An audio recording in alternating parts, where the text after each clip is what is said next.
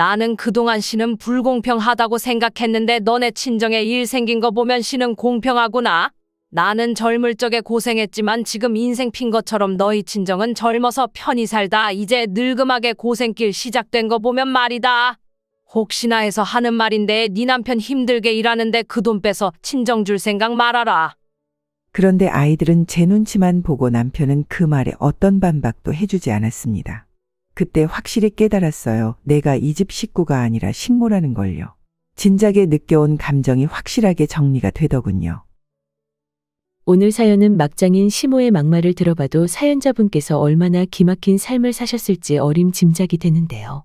썰라디오 사연 시청 전에 구독, 좋아요, 알람 설정 먼저 부탁드리며 그럼 오늘의 썰라디오 사연 바로 시작하겠습니다.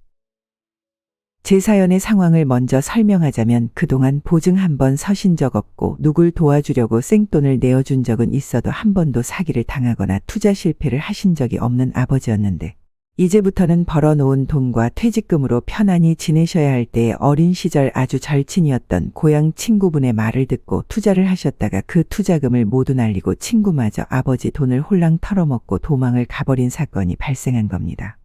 그리고 아버지는 퇴직금을 모두 날린 데다 사람에게 배신을 당한 충격으로 그만 쓰러지셔서 중풍이 오고 만 거죠. 그래서 아버지는 휠체어를 탄 채 집으로 돌아오셔야 했어요. 저는 그날 아빠를 뵈러 갔습니다. 아빠는 저를 보며 반가워하면서도 힘들게 뭐 하러 왔냐고 하셨어요. 아빠의 어눌한 말투가 제 가슴을 아프게 했죠. 힘들게 뭐하러 왔어? 아빠는 괜찮으니까 자주 안 와도 돼. 안 싸도는 잘 계시지? 제가 시어머니에게 어떤 대접을 받는지도 모르는 아빠는 당연하다는 듯이 시어머니 안부를 물으셨어요. 저는 그저 잘 지낸다고만 답했습니다. 아빠는 제게 이런 모습 보여서 미안하다며 걱정 말라고 하시더군요. 그리고 제게 한마디 덧붙이셨어요. 나는 우리 혜정이 자랑스럽다. 네? 조서방 하는 일도 잘 되고 너도 부잣집 사모님처럼 잘 사는 것 같아서 보기가 좋아. 아무것도 모르는 아빠는 제 겉모습만 보고 자랑스럽다고 말씀하셨습니다. 앞으로 제 삶이 어떻게 흘러갈지 아무것도 모르시면서 말이죠. 조서방에게 잘하라는 말씀도 잊지 않으셨어요. 정작 그 조서방이라는 인간은 아버지를 한번 보고 간 것 말고는 따로 찾아와 인사드린 적도 없는데 말입니다. 이 문제로 남편을 닥달하자 어느 날 남편이 저 모르게 친정에 다녀갔다더군요. 돈 봉투를 들고 말이에요. 요즘 엄청 바쁜데 시간 내서 오늘 낮에 장인어른 뵙고 왔어. 아버님이 뭐라 말씀하시는데 뭐라는지 하나도 못 알아듣겠더라? 어휴, 생각만 해도 답답하네. 뭐 아무튼 생활비 보태시라고 봉투 드리고 왔으니까 이제 그만 좀 닥달해. 남편의 말투 속에 은연중 저희 아빠를 무시하는 투가 느껴졌지만 애써 무시하고 봉투를 드리고 왔다는 말에만 대답했습니다. 고마워. 당신도 많이 바쁠 텐데 우리 아빠 챙겨줘서. 그래도 남편 벌이가 좋으니 한 100만 원 정도는 넣었겠거니 했습니다. 그런데 나중에 알고 보니 꼴랑 10만 원 넣어서 드렸다는 걸 알게 되었어요. 솔직히 많이 서운하더라고요. 친정부모님이 결혼할 때 신혼집 마련하는데 대부분 비용을 대주셨는데 남편은 큰일 겪은 부모님께 꼴랑 10만 원 드렸다는 게 어이가 없었죠. 집안 사정은 그 어느 때보다 넉넉했는데 말이에요.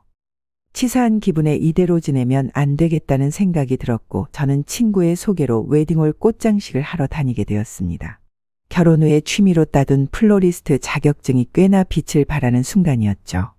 일종의 일일 알바처럼 따라다니던 일이 어느새 직업이 되었고 저는 제가 버는 돈의 대부분을 부모님께 드렸습니다. 시어머니는 이마저도 안 입고 온 지 한마디 하시곤 했어요. 살림은 뒷전이고 그깟 돈 몇백 좀 벌어오면 네가 뭐라도 된 거 같지? 그래봐야 너는 이 집안 며느리고 성호윤호 애미야. 며느리면 며느리답게 이 집안의 뼈를 묻을 생각을 해야지. 일한 돈 전부 친정에 갖다 주면 소방 맞고 싶어서 발악하는 거 아니냐? 이제는 저도 가만히 듣고만 있지는 않았어요. 그럼 어머님이 성호애비가 주는 돈 저한테 다 주시던가요? 엄연히 이 집안 안주인은 저잖아요. 경제권 이야기를 꺼내자 시어머니가 입을 꾹 다무셨습니다.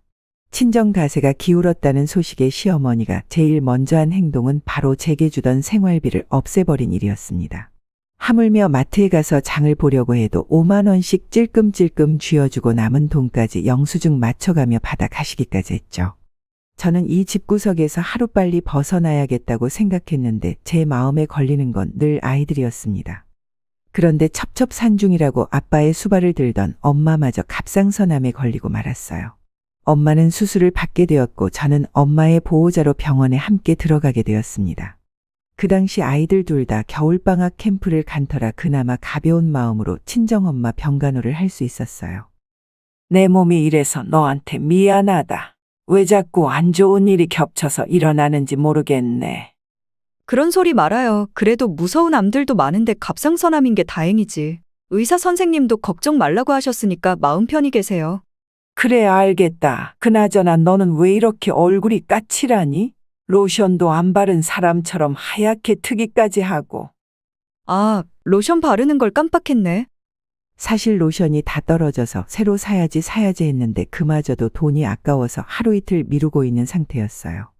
게다가 친정엄마까지 갑작스럽게 수술을 받아야 하니 그 수술비가 어디서 나오겠어요. 제가 다 마련하는 수밖에 없었죠. 엄마는 주택담보대출을 받아서 그 돈으로 생활비를 쓰면 된다고 하셨지만 제가 차마 그것만은 싫었습니다.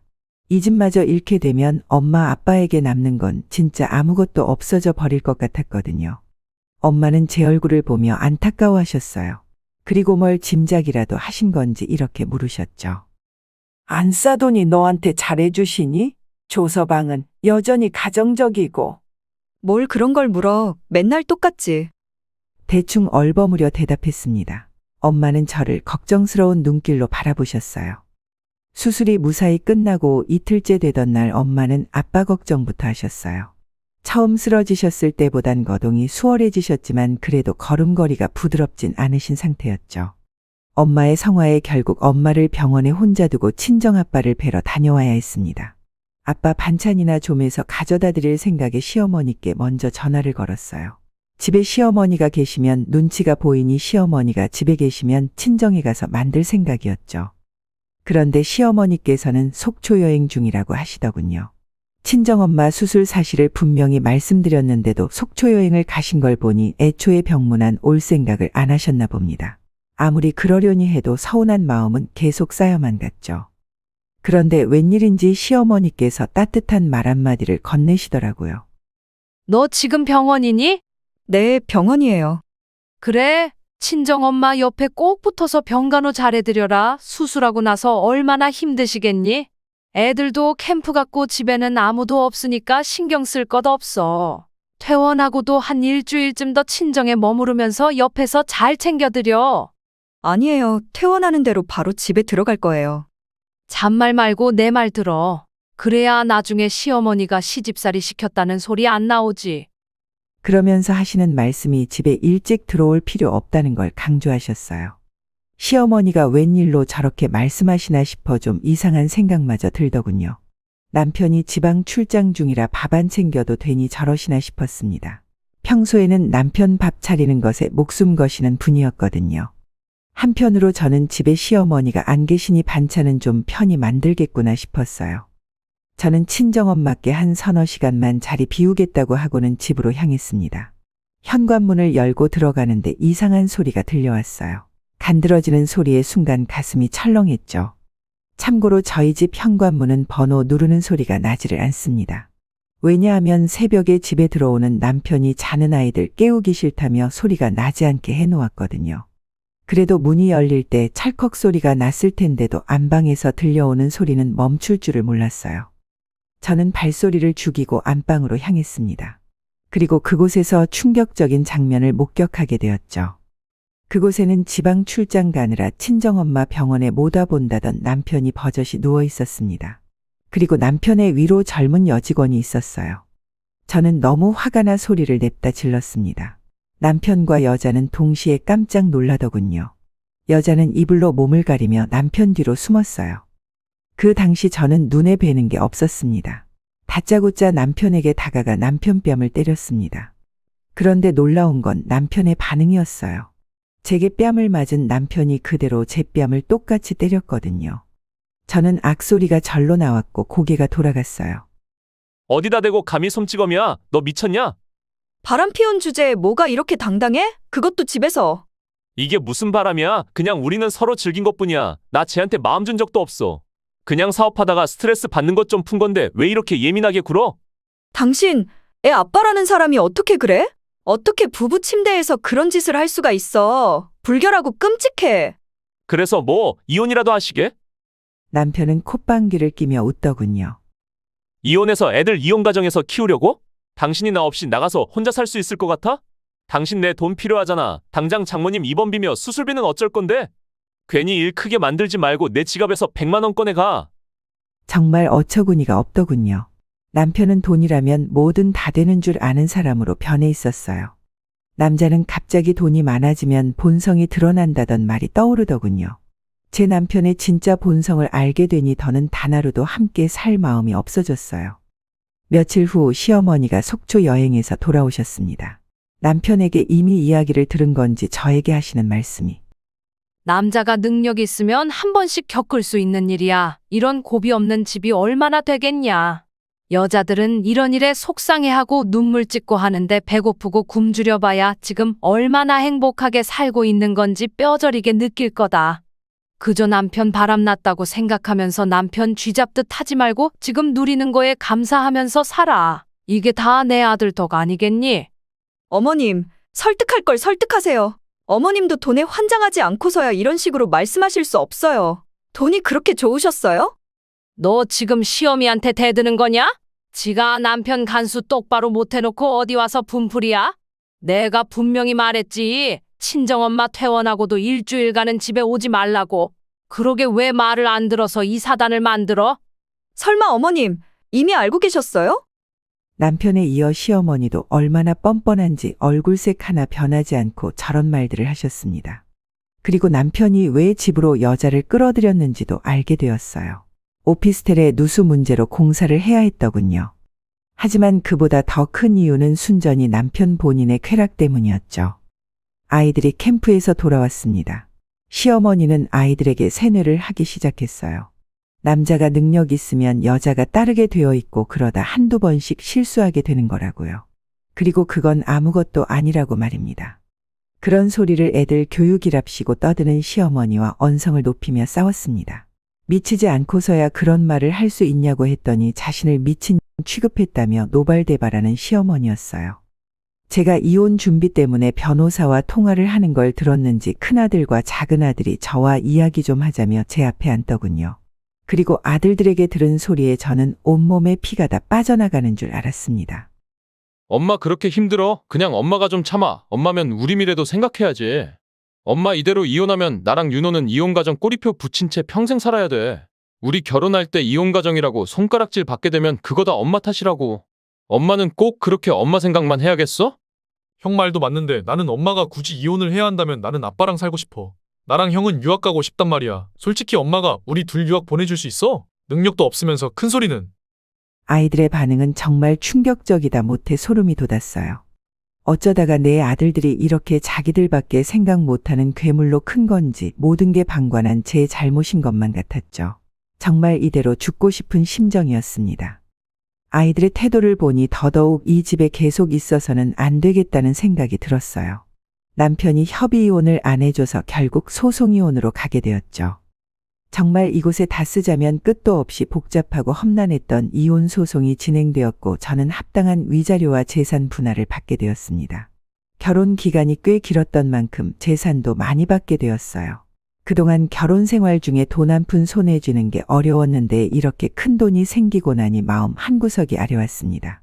이혼하면 재산 분할 받는 것쯤은 알고 있었지만 아이들을 위한다는 명목으로 참아왔던 건데 그게 모두 잘못된 판단이었다는 생각에 눈물이 났어요.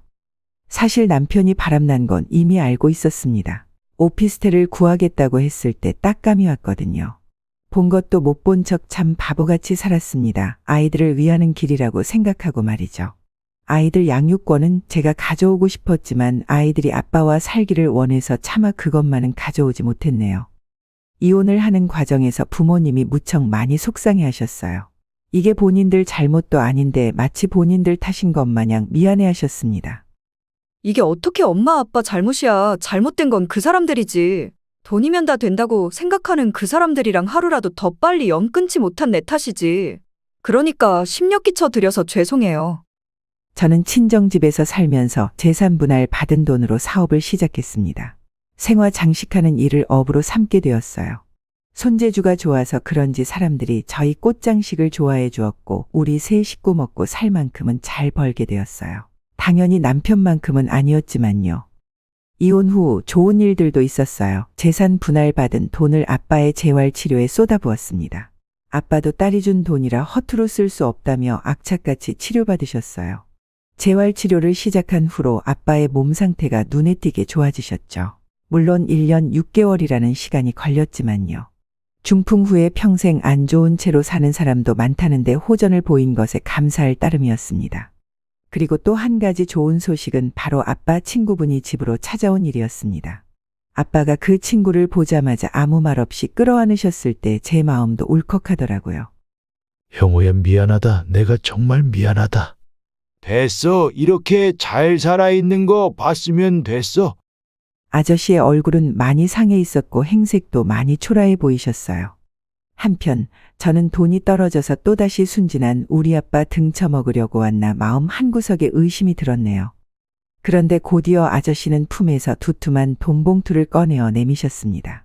그리고는 하염없이 눈물을 흘리셨어요. 미안하다는 말만 계속하시면서요. 그날 우리 가족은 아저씨와 함께 식사를 했습니다. 아저씨는 그 오랜 기간 동안 원양어선을 탔다고 하셨어요. 몇 번의 죽을 위기를 거쳐서 간신히 원금을 마련해서 왔다며 눈물 어린 웃음을 지으셨죠.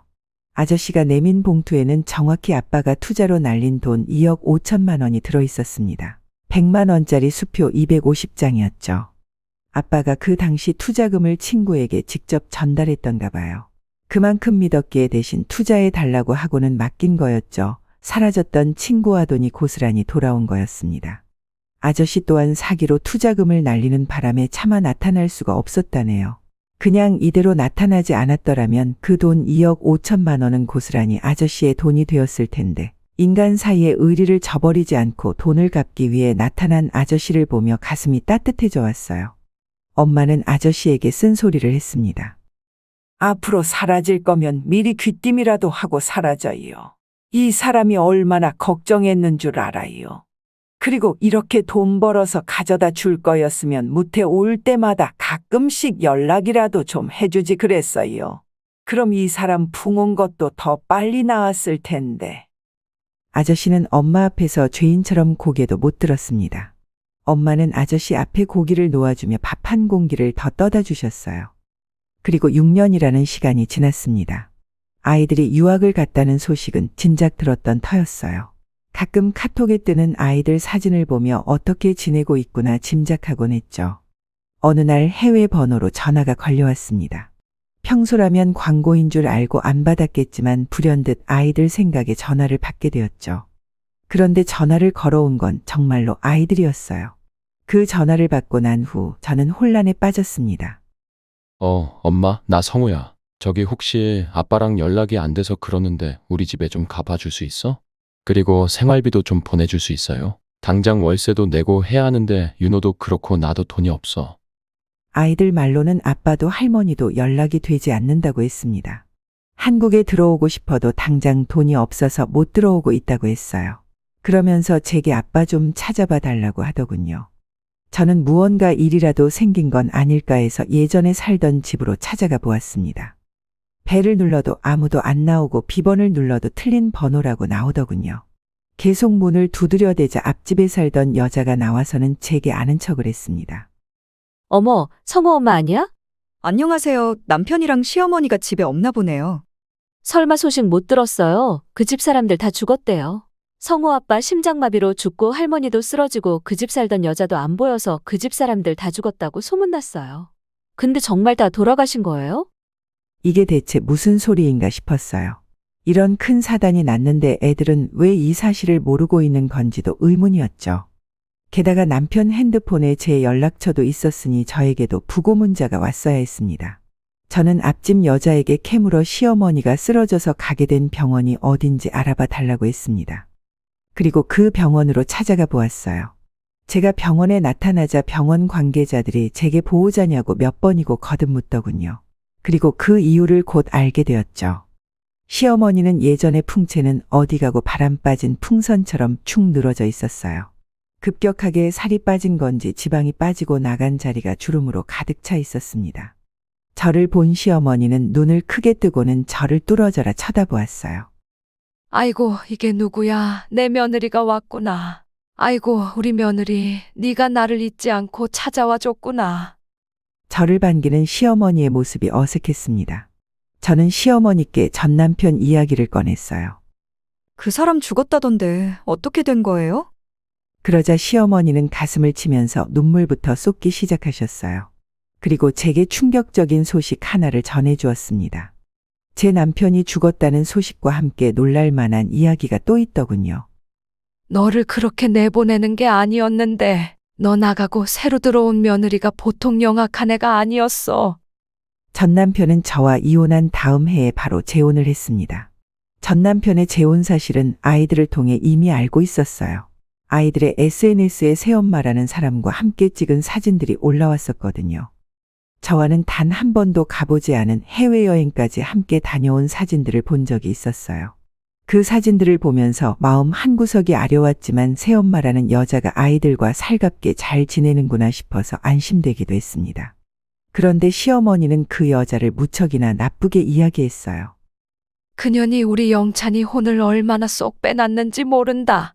내가 쥐고 있던 경제권도 다 그 여자 손에 쥐어주고 애들까지도 쥐락펴락하고 지금 생각해보면 애들 유학 빨리 보낸 것도 아마 일부러 그런 거 아닌가 싶어. 일부러라니요? 영찬이가 심장마비로 죽었다는 게 나는 아직도 이해가 안 간다. 이제 벌만큼 벌었으니까 건강 챙기겠다며 술까지 줄이네였어. 그런 애가 하루아침에 심장마비로 죽었으니 이게 말이나 되냐 말이야. 애들은 원래 유학 가고 싶어 했잖아요. 아무튼 뭐라고 콕 집어서 설명은 못하겠는데 영찬이가 그 여자랑 재혼하고 나서 많이 변했어. 제 엄마라면 하늘같이 알고 효도하던 애가 분가하자면서 나를 내쫓아내더니 용돈 한 푼 안 쥐어주더라. 며느리한테 용돈을 받았으래나 뭐래나 너 있을 때 생각하면 있을 수도 없는 일이지. 이게 다 그년이 뒤에서 조종해서 그런 걸 거다. 시어머니의 말씀을 듣고 있자니 뛰는 놈이에 나는 놈 있다더니 새로 재혼한 여자가 나는 놈이구나 싶었습니다. 나는 왜 저렇게 똑부러지지 못했을까 과거의 제 자신이 미련하게 느껴졌어요. 그런데 시어머니의 이야기를 더 들어보니 그저 똑부러지기만 한 여자는 아닌 것 같았어요. 그 요물 때문에 나는 내 아들 장례식도 못 치렀다. 성호 윤호는 제 아빠 세상 떠난지도 모르고 있고. 시어머니는 말끝을 흐리며 또다시 울음을 터뜨리셨어요. 알고 보니 남편이 세상을 떠난 후 재혼녀가 장례를 순식간에 치러버렸다고 했습니다. 그리고 남편 핸드폰에 있는 연락처로 부고 문자를 보내야 하는데 시어머니와 아이들에게는 보내지 않았다고 했죠. 그 여자 정말 이상하네요. 대체 왜 그랬대요? 어머님한테 무슨 억하심정이 있길래, 아니 그보다 애들한테는 알렸어야죠. 왜 그랬는지 도무지 생각해봐도 이 생각밖엔 안 든다. 지가 지 남편 잡아먹었든지 아님 전 재산 다 들고 도망가려고 그랬든지. 우리 몰래 장례 치르고 그게 잠수 탔어. 핸드폰도 없는 번호라고 나오고 연락도 안 된다고. 내가 내 아들 부고 소식을 아들 친구한테 듣고서 세상이 무너지는 줄 알았다. 재혼녀가 사람들에게 시어머니가 쓰러져서 병원에 입원해 있느라 장례식장을 못 지키고 있다고 말했다더군요. 그리고 전 남편 친구가 시어머니께 안부 연락을 했다가 전 남편의 소식을 듣게 되었대요. 시어머니는 발이 나는 날 부랴부랴 장례식장으로 달려갔고 충격에 쓰러지셨다고 합니다. 그대로 뇌출혈이 일어나 진짜로 입원하게 되셨고요. 성호애미야, 나 퇴원 좀 시켜줘라. 나 돈 없어서 여기서 나가지도 못하고 이러고 있어. 한번 몰래 도망가다가 간호사한테 붙잡혀서 이제 도망도 못 가. 그저 한숨만 새어나왔습니다. 저는 시어머니를 뒤로하고 병원을 빠져나와 아이들에게 이 소식을 전하게 되었어요. 시어머니는 차마 아이들에게 전 남편의 사망 소식을 알리지 못했다고 했습니다. 애들 생활비 떨어졌을 테고 자신은 병원비가 없어 퇴원을 못하는데 이대로 애들에게 부고 소식 전해봤자 애들만 혼란스러워할 것 같다고요. 이미 장례식도 끝난 마당이라 어찌해야 하나 고민하고 있었다고 했죠. 시어머니는 제 손을 잡고 애들 좀 챙겨달라며 부탁을 했습니다. 시어머니 부탁이 아니더라도 제 애들이니 제가 챙길 생각이었어요. 아이들에게 소식을 전하자 아이들의 반응은 뜻밖이었습니다. 왜냐하면 슬픔보다는 자신들의 앞날 걱정부터 챙기는 모습을 보였거든요. 아니, 아빠가 돌아가셨다고요? 이렇게 갑자기요? 그럼 우리는 어떻게 해요? 아직 유학생활 2년은 더 해야 졸업인데 우리 학비며 생활비는 누가 대줘요? 새엄마는요? 새엄마는 연락이 안 된다고 알려주자 아이들은 아빠 재산 상속은 어떻게 되는 거냐고 물었습니다. 저는 일단 아이들에게 생활비를 보내주고 곧 있을 방학에 한국으로 오라고 했어요. 아이들은 많이 불안해하는 눈치였습니다. 엄마, 우리 이제 엄마랑 사는 거야? 나 이제는 엄마랑 살고 싶은데. 둘째 아들은 제게 살갑게 굴며 집안일을 돕기까지 했어요. 전 남편과 사는 동안 단 한 번도 그랬던 적이 없는 아이였는데 말입니다. 너무 계산적으로 행동하는 둘째 아이를 보자 내가 어떻게 처신해야 할까 고민이 되었습니다. 일단 제가 할 일은 아이들의 권리를 찾아주는 일이었습니다. 저는 변호사와 법무사를 찾아다니며 자문을 구했어요.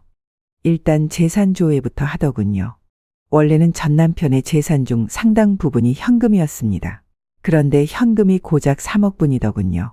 기존에 있던 집 말고도 상가며 오피스텔들도 있었는데 6개월쯤 전에 모두 다른 사람 명의로 넘어가 있었습니다. 그런데 그 현금의 행방들이 묘연했죠. 상가와 오피스텔을 모두 정리했다면 십수억은 있어야 했는데 남편 통장에는 고작 3억 분이었거든요. 아마도 그 현금은 재혼녀 손에 있는 것 같았습니다. 남편 앞에 남겨진 재산은 집 한 채와 현금 3억이 전부였어요.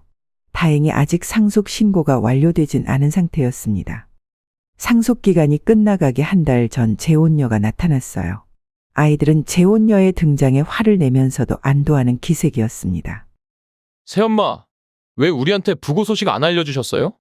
내가 제정신이 아니었어. 너희도 아빠 자식으로서 많이 충격 받았겠지만 나는 아내로서 그 충격이 훨씬 더 컸어. 그래서 장례식 치르고 한동안 얼이 빠져 지낸 거야. 어느새 정신 차려보니 병원이었고. 그 여자는 자신이 몇 달 동안 병원에 입원해 있느라 오지 못했다고 했습니다. 정처 없이 걷다가 교통사고가 났고 깨어나 보니 병원이었다고 했죠. 순간순간 기억도 잃어서 간신히 이제야 나타났다는 말을 하는데 저런 거짓말을 누가 믿을까 싶더군요. 그런데 그 말을 제 아이들은 믿는 눈치였어요. 제가 전 남편과 이혼할 때만 해도 돈 잘 버는 아빠와 함께 살겠다며 영악하게 굴던 아이들이 맞나 싶었습니다. 병원에서 정신 차리고 나서 윤호 성호 너희들 생각부터 났어. 차마 너희들 충격받을까봐 장례식에 부르지 못한 것도 미안하고 외국에서 열심히 공부하는 너희들 방해하고 싶지도 않았어. 나 혼자 모든 걸 감내하더라도 너희만큼은 아무것도 모르고 거기서 행복하게 살길 바랬다. 이건 내 진심이야. 그 여자는 비련의 여주인공이라도 된 것처럼 눈물을 뚝뚝 흘렸습니다. 누가 봐도 악어의 눈물이었어요. 아이들은 그 여자의 말에 수긍이라도 하는 듯이 고개를 끄덕였습니다. 그런 아이들을 보고 있자니 제가 다 답답할 따름이었죠.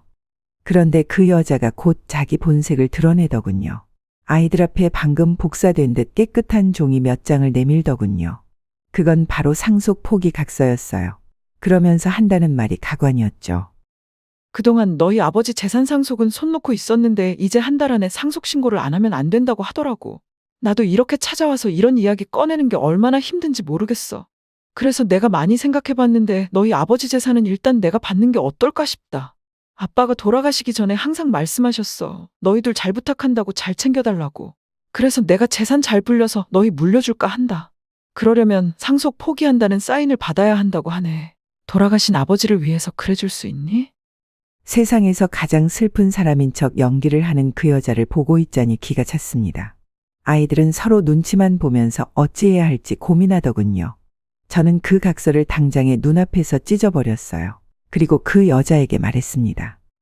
당신 아무것도 모르는 애들 붙잡고 지금 무슨 짓이야? 뭐? 상속 포기? 나중에 물려준다고? 정말 줄 생각이면 지금 줬겠지.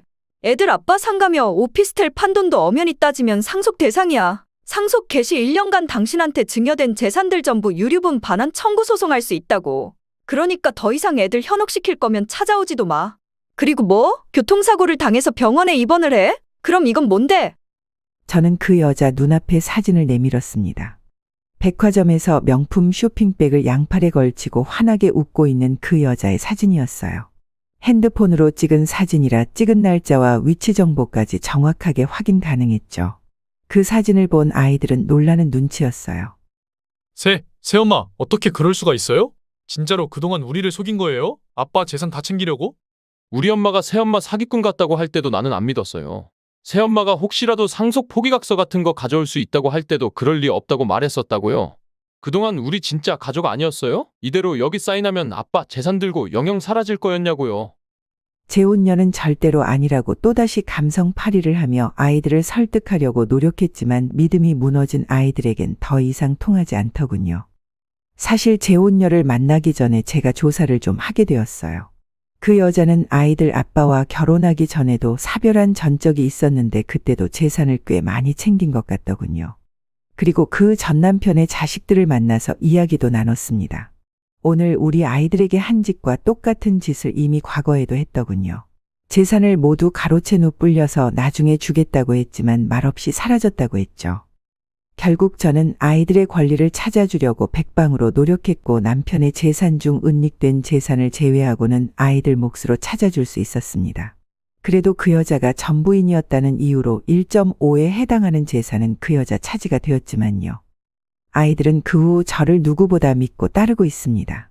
그래도 저는 아이들을 완전히 믿지는 않아요. 언제든지 변할 수 있는 게 사람이니까요.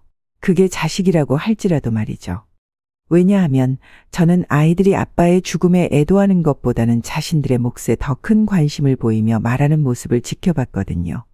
그리고 아이들이 재혼녀에게 더 집착한 이유를 알 것 같았습니다. 아빠의 재산을 대부분 휘두르고 있었으니 재혼녀에게 잘 보이려 했던 것 같아요. 일종의 가스라이팅이라고나 할까요? 저희 시어머니가 저와 아이들에게 했던 것처럼 말입니다. 저희 전 시어머니는 제 도움으로 병원에서 나올 수 있게 되었습니다. 물론 공짜로 도와드리진 않았어요. 저는 시어머니의 병원비를 대신 내어주고 저희 가게에서 그만큼의 노동을 하게 했어요. 시어머니는 저희 가게에서 일을 하면서 제 눈칫밥을 무척 많이 드셨습니다. 그리고 틈날 때마다 제게 미안하다고 사과를 하셨어요. 나중에 미안하다는 말을 들어도 아무 감흥이 없어질 때까지 여러 번 사과를 하셨네요. 전 시어머니는 모든 빚을 다 갚으신 후에 떠나셨어요. 제가 자립할 수 있도록 집 보증금이라도 도와드리겠다고 했지만 염치 없어서 못 그런다며 떠나셨죠. 지금은 연락이 되지를 않습니다. 아이들과도 연락이 끊긴 것 같더군요. 저는 요즘 아이들의 도덕 공부를 다시 시키고 있어요. 뭐 대단하게 공부할 건 없고 한 번쯤 읽으면 좋을 만한 책들을 읽어보라고 숙제로 내주곤 합니다. 그럼 아이들이 그 책을 읽고 책 내용에 관해 이야기하곤 해요. 이렇게 해서라도 이 세상을 살아가면서 중요한 게 돈이 아니라 사람이라는 걸 깨달았으면 하는 마음입니다. 너 왜 이렇게 몇 주새 마르고 힘들어 보이니? 안 그래도 어제 목소리 잠긴 것 같아서 너 좋아하는 생강차 해왔는데 잠깐만 혹시 또 장 안 좋은 거 아니야? 예민하면 장 탈나잖아. 잠시만 기다려라. 여행 다니면서 장 꼬르륵거리면 괴로워. 내가 매실액 좀 챙겨올게. 아, 출장 준비하느라 좀 피곤했나 보지 뭐. 요 며칠 좀 많이 바빴어요. 제가 다 알아서 비타민도 먹고 좋은 거 있는 대로 다 챙겨 먹고 있어요. 지금은 그냥 좀 피곤해서 그런 거예요. 으이그, 엄마 잔소리할 때가 좋은 거야. 너 엄마 없는 애들이 제일 서럽다. 이렇게 잔소리하고 구박해도 새끼 생각하는 건 엄마밖에 없어. 그렇구나 그렇네. 새끼 생각하는 건 엄마밖에 없네. 그런데 정말로 엄마 없는 애들은 서러울까? 서럽지 그럼. 네가 익숙해져서 그렇지. 엄마만큼 조건 없이 절대적으로 자식 사랑하는 존재 없어. 너 부성애 하지만 아빠들이 사실 뭘 알아? 뱃속에서 10달을 발로 뻥뻥 차며 나랑 부대낀 존재인데 원래 모든 엄마는 자식을 위해 죽을 수도 있는 거야. 그게 엄마야. 그래요? 자식들을 위해 죽을 수도 있나? 오늘 사연은 이토록 애틋했던 모자 사이에 어떤 기야말 사건이 벌어졌던 걸까요?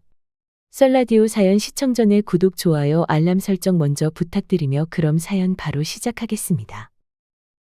저는 아들의 차를 타고 설레는 마음으로 그날 오랜만에 아들과 함께 여행을 시작했습니다.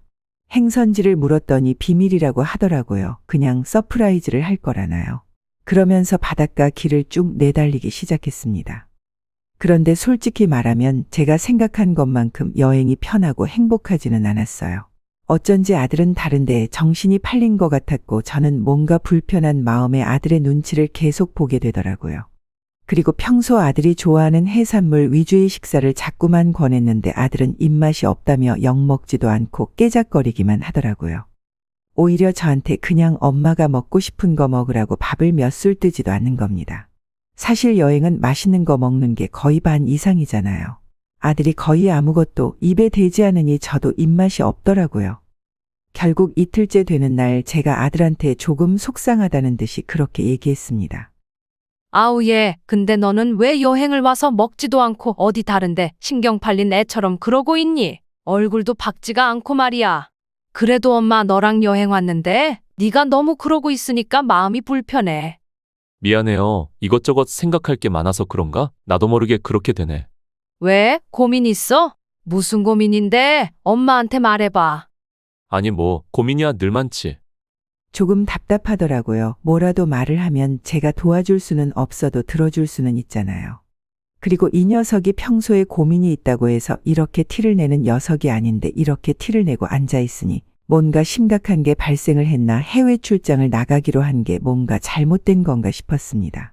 아니면 회사 일 자체에 문제가 생긴 건 아닌지 오만 생각이 다 들더라고요. 그렇게 어색한 여행이 끝나갈 즈음이었어요. 그동안 남편하고도 별다른 얘기가 없었고 딸들하고도 크게 연락을 할 일이 없었거든요.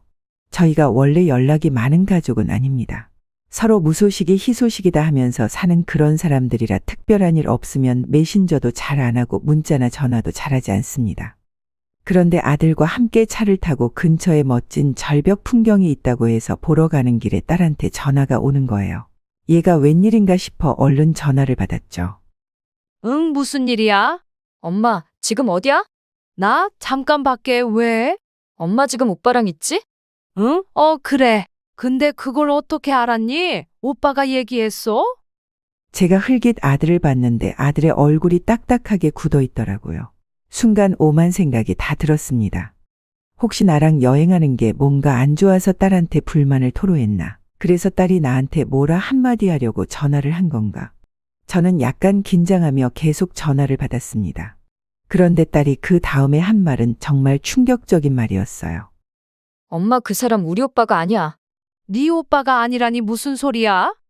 제가 그러면서 옆에 아들 얼굴을 봤습니다. 아들이 입을 앙다물고 갑자기 엑셀을 밟더라고요.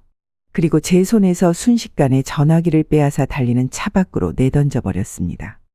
그 순간 제 머리를 쾅 치고 지나가는 생각이 하나 있었어요. 그리고 조각조각 났던 기억들이 하나하나 꿰어 맞춰지며 그동안 여행하는 내내 마음 깊은 곳에서 소용돌이치던 의심이 역시라는 단어로 귀결되더라고요. 비로소 그 결론이 제 머릿속을 쿵 하고 때렸습니다. 제가 조용히 물었어요. 너 혹시 현욱이니? 아들의 눈이 빨갛게 달아오르며 눈물이 차오르더라고요. 그게 제 이름이었나 보죠? 갑자기 가슴이 먹먹해지면서 눈물이 쏟아져 나왔습니다. 그동안 어떻게 살았어? 잘 살았어? 건강한 거야? 아니, 어떻게 이렇게 나타나? 제 옆에 3박 4일간 있던 그 아들은 제가 고아원에 두고 왔던 저의 첫 아이. 몸이 건강하다는 이유로 제가 손을 놓아야 했던 제 아들이었습니다. 제가 눈물을 흘리며 그렇게 묻자 아들은 아무렇지도 않게 대답하더라고요. 죽지 못해 살았어요. 매일매일 엄마를 원망하면서 왜 내가 아닌 다른 아이 손을 잡았을까 궁금해하면서. 너 영국에 있는 부잣집에 입양된 거 아니었어? 그러자 아들이 정말 허탈하다는 듯이 웃으며 저한테 그러더라고요. 영국 부잣집? 영국이 대체 어디 있는 나라인데요? 도박 중독 미친놈한테 끌려가서 앵벌이로 10년, 그 다음에는 도박판 뒤치다꺼리하는 양아치로 10년. 학교는 근처도 못 가봤는데 영국은 무슨 얼어 죽을 영국. 영국 부잣집 입양 보내놓고 발 뻗고 살았나 보죠? 참 편하네. 나는 부잣집에 입양 보냈으니 할 것 다 했다 이건가? 갑자기 손발이 달달 떨려왔습니다. 뭐라도 잡지 않으면 기절할 것 같더라고요. 그게 무슨 소리야? 너 영국 부잣집으로 입양 갔다고, 정말 어마어마한 부잣집으로 입양 갔다고 했는데. 무슨 헛소리예요? 아니, 내가 봤어. 네 이름 옆에 영국 부자라고 써 있었어. 다른 애들은 다르게 써 있고. 팔아 넘길 때 돈 좀 받으면 부자라고 써놓긴 하지. 영국, 프랑스, 미국, 스위스 해외 입양 간 것처럼 해야 추적이 안 되니까. 머리가 띵해져 왔습니다. 그러니까 제가 보고 안심했던 그 자료는 제 아이를 비롯한 다른 아이들을 팔아 넘기고 거짓으로 만든 자료였던 거죠. 그 자료를 믿고 지금껏 다리 뻗고 살았다는 사실 자체가 치욕스러웠습니다. 그딴 자료를 믿었다 이거지? 대체 누가 그 자료를 갖다 줬어요? 네 아빠가 알아봤는데 아빠, 나한테 아빠가 어디 있어? 차 사고로 뒤진 그 남자 말하는 건가? 내가 얼굴도 못 본? 아니면 지금 나랑 똑같은 얼굴을 하고 있는 그놈을 아들이라고 물고 빨고 사는 도배쟁이 그 남자를 말하는 건가? 그 둘 다 내 아빠는 아니지. 내 동생인지 형인지 그 자식 아빠겠지. 할 말이 없더라고요. 하지만 정말 저는 이 아이가 어떤 삶을 살아왔는지 알아야 했습니다. 그래서 또 이를 악물고 눈물을 꾹 참으며 물었어요. 그럼 대체 이때까지 어떻게 산 거야? 아들은 대답이 없었습니다. 그리고 한참을 침묵을 지키다가 저한테 그러더라고요. 보육원에서 7살 때까지 살았대요. 그리고 7살 무렵 한 남자가 보육원에 찾아와 아들을 데려갔다고 했습니다. 보육원 원장은 아들한테 아빠가 생겼으니 앞으로 아빠 말 잘 듣고 착한 아이가 되어야 한다며 보냈다고 했습니다. 그리고 손에 10,000원짜리 한 장을 쥐어주었다네요. 그 10,000원, 지금 어디 있는 줄 알아요? 내 팬티 안에 있어. 그 10,000원이 말이야. 7살인 나한테는 목숨줄이었거든. 어떻게든 뺏기지 않게 둬야 하고, 혹시 너무 밥을 못 먹어서 굶어 죽을 것 같으면 그걸로 뭐라도 사 먹어야 하는 돈. 그런데 돈이 1푼 2푼 생겨도 그 10,000원을 내가 못 쓰겠더라고. 쓰고 나면 죽을 것 같아서. 아들은 그렇게 말하며 계속 얘기를 이어나갔습니다. 고아원 원장이 넘긴 그 남자, 그 아빠라는 사람이 도박꾼이었다네요. 그것도 전국을 떠돌면서 도박판을 설계하고 판 벌렸다가 걸리면 도망가고 숨어있고 하는 전문 도박꾼이요. 나중에 아이가 커서 나름 알아보니까 그 보육원이 앵벌이나 도박판에 있는 사람들한테 연고 없는 아이들을 넘겨주는 나쁜 사람이 하는 곳이었더라고요. 저는 그것도 모르고 나름 크고 시설이 좋아 보이는 곳에 아이를 데려다 놓았는데 아이한테 그 얘기를 듣는 그 순간부터 심장이 옥죄어 왔습니다. 그렇게 7살의 도박꾼의 아들로 들어간 아들은 호적도 없이 그 남자의 시종처럼 살았던 겁니다. 도박이라도 할 때는 그나마 편했다고 했어요. 돈이 후하게 돌아가니 그래도 짜장면이라도 시켜주고 귀찮으면 10,000원짜리 몇 장 쥐어주며 나가 있으라고 했다나요. 모은 돈을 어떻게 해야 할지도 몰라 그냥 깡통 하나 구해서 땅에 파묻어두곤 했다는 말을 듣고 대체 이게 어느 시대 어떤 삶을 살아온 사람의 이야기인지 가슴을 쥐어뜯으며 듣게 되더라고요. 그런데 웃긴 게 뭔 줄 알아요? 땅에 그렇게 묻어두면 기가 막히게 쥐새끼들이 그걸 파가. 왜냐하면 깡통이 아무리 오래되었어도 거기 음식 담겨 있다는 걸 이 새끼들이 아는 거지. 몰래 가서 파보면 다 쥐 파먹어서 너덜거려. 그럼 그건 이미 돈이 아니야. 그렇게 날리면 며칠 또 굶는 거지 뭐. 아니면 구걸하고 앵벌이하고. 제가 지하철이나 길거리에서 봤던 구걸하는 아이들 중 하나가 제 아들이었던 거죠. 그렇게 앵벌이를 하다가 어느 정도 나이가 든 후부터는 도박에서 돈이 왔다 갔다 할 때 쓰는 불법 도박 자금들을 옮기는 일을 했다고 했습니다. 그렇게 해서 들켜도 청소년일 경우에는 훈방 조치 정도 되니까 계속했던 모양이에요. 아마 소년원에도 몇 번 왔다 갔다 한 듯 했습니다. 성인이 되어서는 소년원에서 만난 형들 따라다니며 본격적으로 깡패짓을 했다고 하니까요. 그나마 아빠랍시고 가끔 먹을 것이나 챙겨주던 그 사람은 아들이 13살이 되었을 때 도박판에서 싸움에 휘말려 죽었다고 했습니다. 그래도 돌봐주던 사람이 죽고 나서 정말로 의지할 곳이 없게 된 제 아들은 안 해본 일이 없이 살았다더라고요. 어지간한 일은 다 했지. 사람도 때려보고 보이스피싱도 해보고 아나 보이스피싱 하느라고 비행기도 탔네 진짜. 필리핀에서 한 3년 있었나. 그것도 또 세력 싸움이 있어서 서로 칼부림들 해대는 통에 한국 들어와서 또 한 1년은 숨어 살았네. 그리고 돈 안 갚는 사람들 하나하나 데려다가 괴롭히는 일도 했었죠. 왜 흔히 사채 쓰다가 안 갚으면 묶어놓고 때린다고 하잖아요. 내가 때리는 사람이었어요. 원래 때리는 사람한테는 다른 사람들이 아는 체를 안 하거든. 왜냐? 아는 체 하면은 맞거나 돈 내놔야 하니까. 그런데 어느 날 내 돈을 받으러 가는데 누가 나한테 와서 너무 반갑게 인사를 하는 거야. 내가 평생 만나 본 적 없는 양복쟁이가. 그래서 이 새끼 뭐야 라는 얼굴로 봤는데 상대방이 죄송하다고 사람 잘못 본 것 같다고 그러면서 고개를 갸웃갸웃 하더라고. 그래서 내가 뭐야? 저놈 새끼하고 지나갔는데 그러고 나서 2번 정도 각각 다른 사람이 또 나한테 반갑게 달려와서는 또 아는 척을 하는 거야. 그래서 내가 대체 누구로 생각한 거냐고 그랬더니 현중이라고 하대. 엄마 알죠? 현중이. 엄마가 그렇게 애지중지 키운 엄마 아들. 나 버리고 데려간 그 아들. 아, 나 그때까지 몰랐잖아. 나한테 형제 있는 거. 그때 생각했어요. 어라? 혹시 나랑 똑같이 생긴 놈 있나? 나 혹시 이 세상에 혼자가 아닌가? 그 다음부터 사채 쓰고 튀는 놈 찾듯이 현중이라는 놈을 찾기 시작했어요. 나랑 나이 비슷할 거고 현중이란 이름에 내가 돈 받으러 다니던 그 동네에서 왔다 갔다 하는 놈 찾으니까 한 20명 나오더라고. 그런데 그 20명 중에 나랑 정말로 얼굴이 똑같은 놈이 있을 거라고 생각을 못했지. 알아보니까 나이가 똑같더라고. 와, 쌍둥이인 거지. 내가 얼마나 기가 막혔는 줄 알아요? 아니 솔직히 말하면 그래. 나보다 어린 동생이라 더 손이 필요해서 나를 버렸다. 그건 좀 이해할 수 있었을 것 같았어.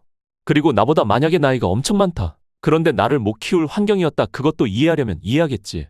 그런데 어떻게 쌍둥이 중에 하나를 그렇게 아무렇지도 않게 버리고 그러고 살 수 있는 건지. 게다가 내 쌍둥이 형인지 동생인지 모를 그놈. 엄청 괜찮은 회사 다니면서 잘 살대? 이거 엄마건 아빠건 힘들어서 나를 버린 게 아니구나. 그냥 키우기 싫어서 나를 버렸구나라는 생각이 드는 거야. 그래서 그놈을 쫓아갔지. 아니, 그런데 집도 꽤 사시더라고. 떡하니 양옥집에 여동생들도 있고, 기가 막히더만. 애 하나는 키우기 힘들어서 버렸으면서 애 셋은 괜찮았나 보지? 그게 아니라 내 얘기 좀 들어봐.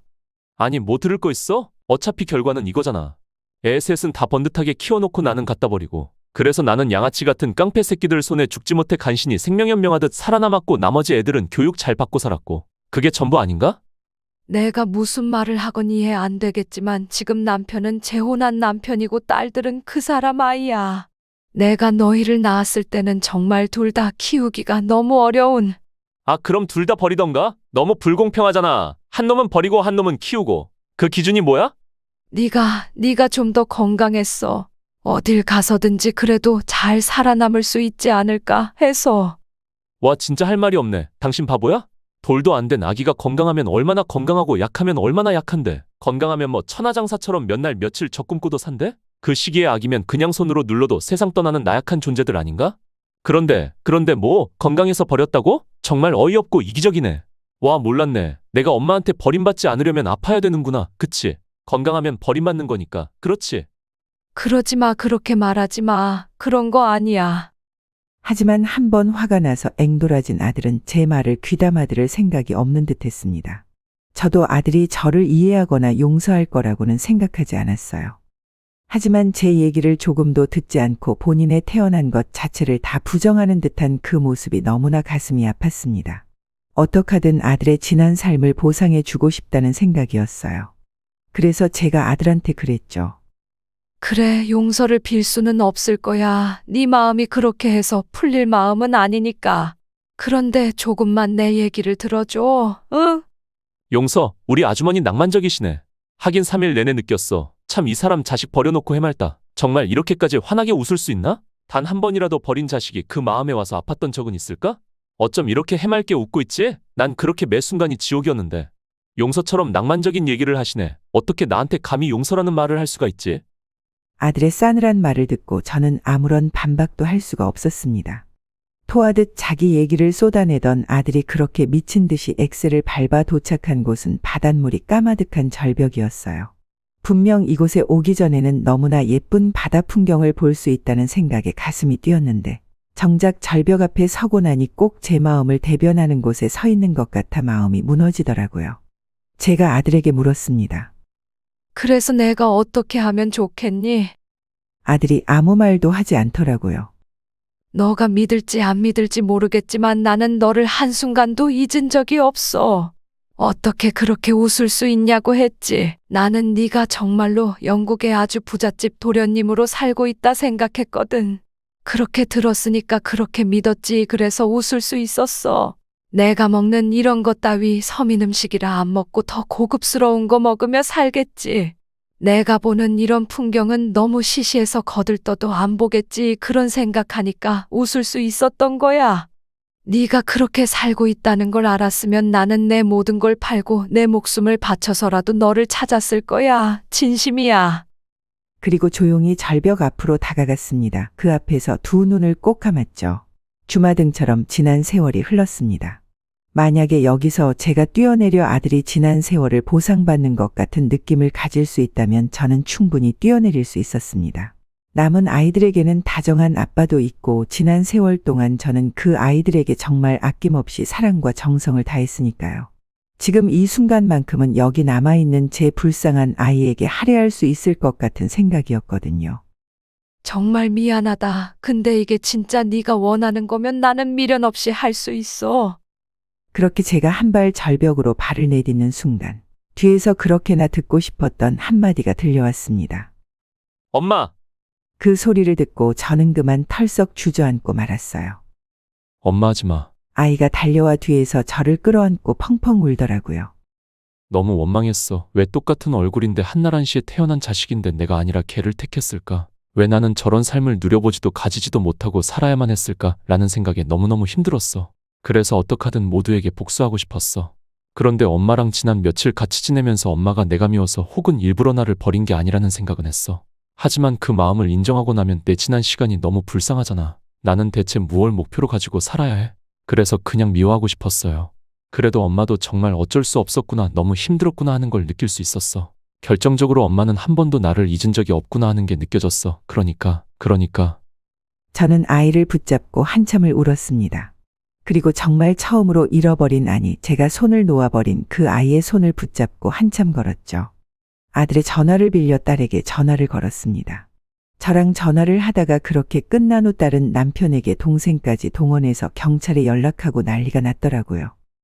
집에 가서 일단 다 얘기할게. 나 아무렇지도 않고 얘도 내 아들이고 네 오빠야. 엄마 무사해. 아무렇지도 않아. 그런데 너는 어떻게 알았어? 그러자 딸이 저한테 그러더라고요. 엄청 험악한 사람들이 찾아와서 오빠 사진 내밀면서 이 사람 행방 아냐고 묻잖아. 누가 봐도 오빠인데 아니 근데 이름이 다른 거야. 그 무서운 사람들이 그러더라고. 이 사람이 엄마 납치했다면서 자기네가 도와주러 온 거니까 보면 연락하라고. 그래서 이게 뭔 일인가 해서 영국에 있는 오빠한테 연락했더니 오빠는 영국에 있다 하잖아. 게다가 아빠가 와서는 아니 오빠가 쌍둥이라고 하질 않나. 엄마 나 진짜 너무 혼란스러워. 어쨌거나 엄마 안전한 거지?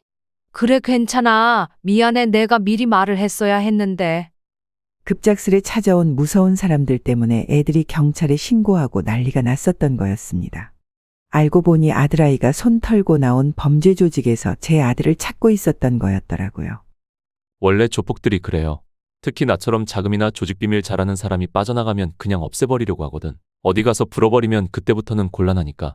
해외 가서 지내는 게 다 그래서 그런 거야. 그럼 너는 왜 나온 거야? 그러자 아들이 허탈하게 웃으며 그러더라고요. 엄마는 웃겠지만 내가 한두 달 정도 계속 엄마랑 집에 있는 자식들 살펴봤거든. 그런데 다들 너무 괜찮은 거지. 그냥 딱 화평한 가족? 그때 처음으로 꿈이 생겼어. 아, 저 가족, 저 안에 들어가고 싶다. 나도 저 일원이 되고 싶다라는 생각이 들더라고. 어이없지? 왜 어이가 없어? 당연히 가족이지. 당연한 걸 왜 어이없다고 해? 내가 어떻게 가족 안으로 들어가? 말이 안 되지. 그런데 적어도 몽둥이 찜질 당하면서 내쫓기지 않으려면 그냥 있는 세계에서라도 나와야겠다라는 생각이 들더라고. 그래서 나왔어. 잘했어, 안 늦었어. 얘 100세 시대야. 사람이 100년 산다고 했을 때 너 아직 반도 안 살았잖아. 그냥 지금부터 잘 살면 돼. 엄마도 아빠도 너를 도울 거고 어떻게든 너 잘 살 수 있게 할 거야. 그 놈들 벌써 엄마 딸들한테 찾아갔다며. 내가 나타나거나 완전히 사라지지 않으면 계속 괴롭힐 거야. 내가 알아서 할게요. 아들은 자기가 다시 사라져서 어떻게든 수습하겠다고 했지만 저는 다시 잡은 이 아이의 손을 놓아줄 생각이 없습니다. 범죄 조직이 아니라 한 나라의 군대가 온다고 해도 이 아이를 지키기 위해 저는 싸울 거거든요. 그래서 제가 그랬죠. 엄마 2번 다시는 네 손 안 놔. 너 내 눈앞에서 못 살아줘. 우리 집으로 가자. 너의 가족이 있는 집으로. 어린아이처럼 제 품에 안겨 엉엉 우는 그 아이를 꼭 안고 저는 맹세했습니다. 다시는 이 아이를 울리지 않겠다고, 죽는 날까지 이 손을 놓지 않겠다고 말이죠. 결혼하고 나서 처음 형님과 단둘이서 식사를 하게 됐는데 형님이 좋아하는 족발집에 가게 돼서 어찌하다 보니 술까지 마시게 됐어요. 근데 술이 좀 들어간 형님이 제게 미안하다는 말을 하면서 속을 털어놓기 시작했습니다. 동서도 나 때문에 괜히 힘들었지. 어머님이 좀 사람을 무시하고 또 차별도 하시잖아. 나도 그것 때문에 동서한테 괜히 얼마나 미안했는지 몰라. 아니에요. 그게 어떻게 형님 잘못이에요. 그래, 알아줘서 고마워 동서. 나도 진짜 할 말이 많아. 동서는 내가 어머님한테 예쁨 받고 관심 받는데 뭐가 힘드냐고 배부른 소리라고 할지 모르겠지만 나도 남편도 나름대로 마음고생 많이 했어. 오늘 사연은 시모의 만행으로 인해 집안이 풍비박산 나게 된 경악할 사연인데요.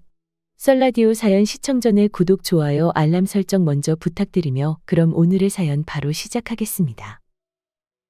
형님이 제게 해준 말은 너무 생각지도 못해본 충격적인 이야기였어요. 듣고 보니 시어머니는 아주버님과 형님을 믿고 의지한 만큼 부담도 어마어마하게 줬는데요. 시어머니는 집안 좋고 조건 좋은 형님을 장남의 배우자로 인정을 한 만큼 신임했지만 그게 본인의 사랑하는 아들만큼은 아니었습니다. 아무리 아주버님의 병원까지 개업을 해준 형님이라 하더라도 결혼을 해서 본인의 며느리가 된 이상 내 아들을 옆에서 24시간 보필할 사람 그 이상 그 이하도 아니었던 거죠. 어머님이 나 결혼하고 정말 하루도 안 빼고 매일 아침 7시에 전화해서 뭐라고 하시는 줄 알아? 보내준 한약 배즙 홍삼 스틱 내 아들 먹였냐고 전화 와. 그리고 오늘은 아침으로 무슨 국 줄 거냐. 우리 민욱이 국 없으면 안 된다고. 그렇다고 아침에 칼칼한 빨간 국 내놓지 말라면서 말이야. 당장 냉장고에 있는 음식 재료 뭐뭐 있냐고 훑으라고 해. 본인이 다 정해준다고. 아니, 무슨 남편이 아니고 아들 취급을 하길 원하셔. 게다가 그게 단 줄 알아? 우리 아들이 평생 책상 앞에 앉아서 공부 오래 하느라 허리가 안 좋으니까 매일 네가 마사지 좀 하라고 허리 마사지 하는 영상을 카톡으로 보내시더라. 보고 배우라고. 근데 형님, 세준이 낳고 나서 다시 일 시작하셨잖아요. 어떻게 일하면서 남편까지 그렇게 챙겨요? 그러니까 어머님은 그런 건 안중에도 없나 봐. 나 진짜 좋은 기회로 예전에 같이 일했던 사람 연락받고 겨우 다시 일할 수 있던 거 그거 무지하게 반대하셨잖아. 너 일하면 우리 아들은 누가 챙겨주냐고. 너 집에 없으면 민욱이가 밖에서 신경 쓰이지 않겠냐면서 말이야. 참나 내가 뭐 밖에서 뭘 한다고 생각하는 거야? 그나마 남편이 상관없다고 오히려 애 엄마가 좋아하는 일 했으면 좋겠다고 해서 별말 안 하고 넘어가긴 했는데 이것 때문에 나한테 3주 동안 연락도 안 하셨잖아. 차라리 그 후에도 계속하시질 말지. 어머님이 남편을 아끼고 사랑하는 건 맞는데 나는 아니야. 나는 그냥 본인 소중한 아들 뒷바라지할 부엌대기 같은 거고 차라리 이런 관심이면 안 받는 게 나아. 어쩌면 동서나 서방님이 마음 편한 걸 수도 있어. 우리 남편도 아마 같은 마음일걸? 시어머니의 목 막히는 관심에 불만이 있는 건 형님뿐만이 아니었어요. 형님에게 듣기로는 아주버님도 차마 동생인 남편에게도 말 못한 속마음이 있더라고요.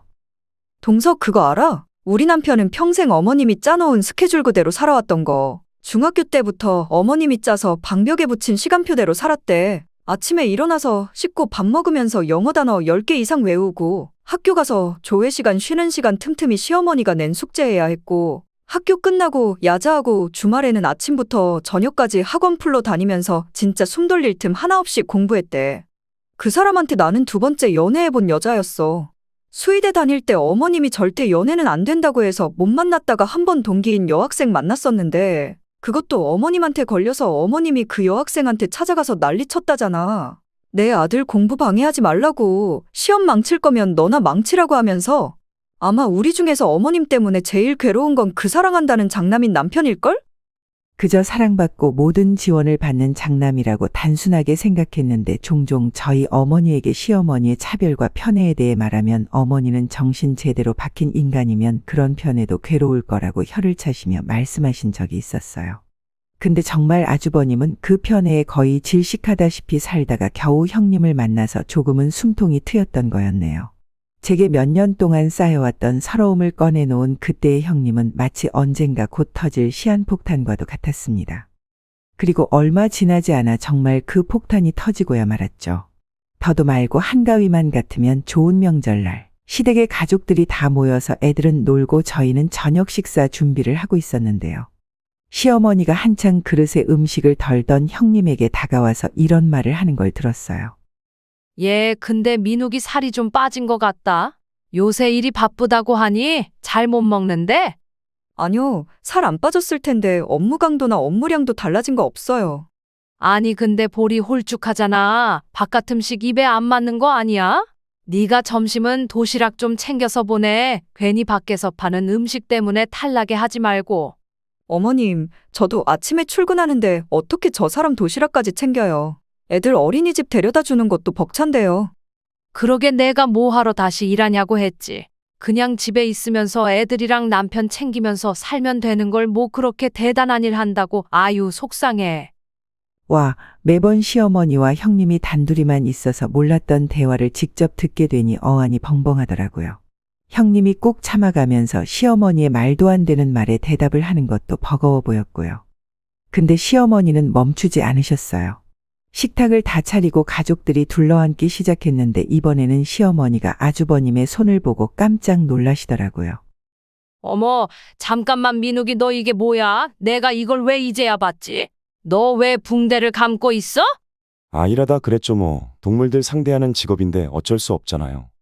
아니 그래도 그렇지 무슨 붕대식이나 얼마나 다친 거야? 붕대는 또 언제 갈았길래 저렇게 꼬질꼬질해? 얘 너는 네 서방이 손을 다쳤는데 붕대도 새로 안 갈아줬니? 시어머니는 아주버님이 병원에서 동물들을 진찰하다 물려 생긴 상처를 가리키던 손가락으로 갑자기 형님의 팔뚝을 꾹꾹 눌러가면서 호통을 치기 시작했어요. 아주버님은 옆에서 왜 그러시냐고 수의사가 이런 상처 나는 건 당연한 거라고 시어머니를 말렸고 저와 남편은 좌불안석으로 앉아 있었죠. 그리고 그때 형님이 들고 있던 쟁반을 바닥에 내리꽂더니 드디어 폭발을 하고야 말았습니다.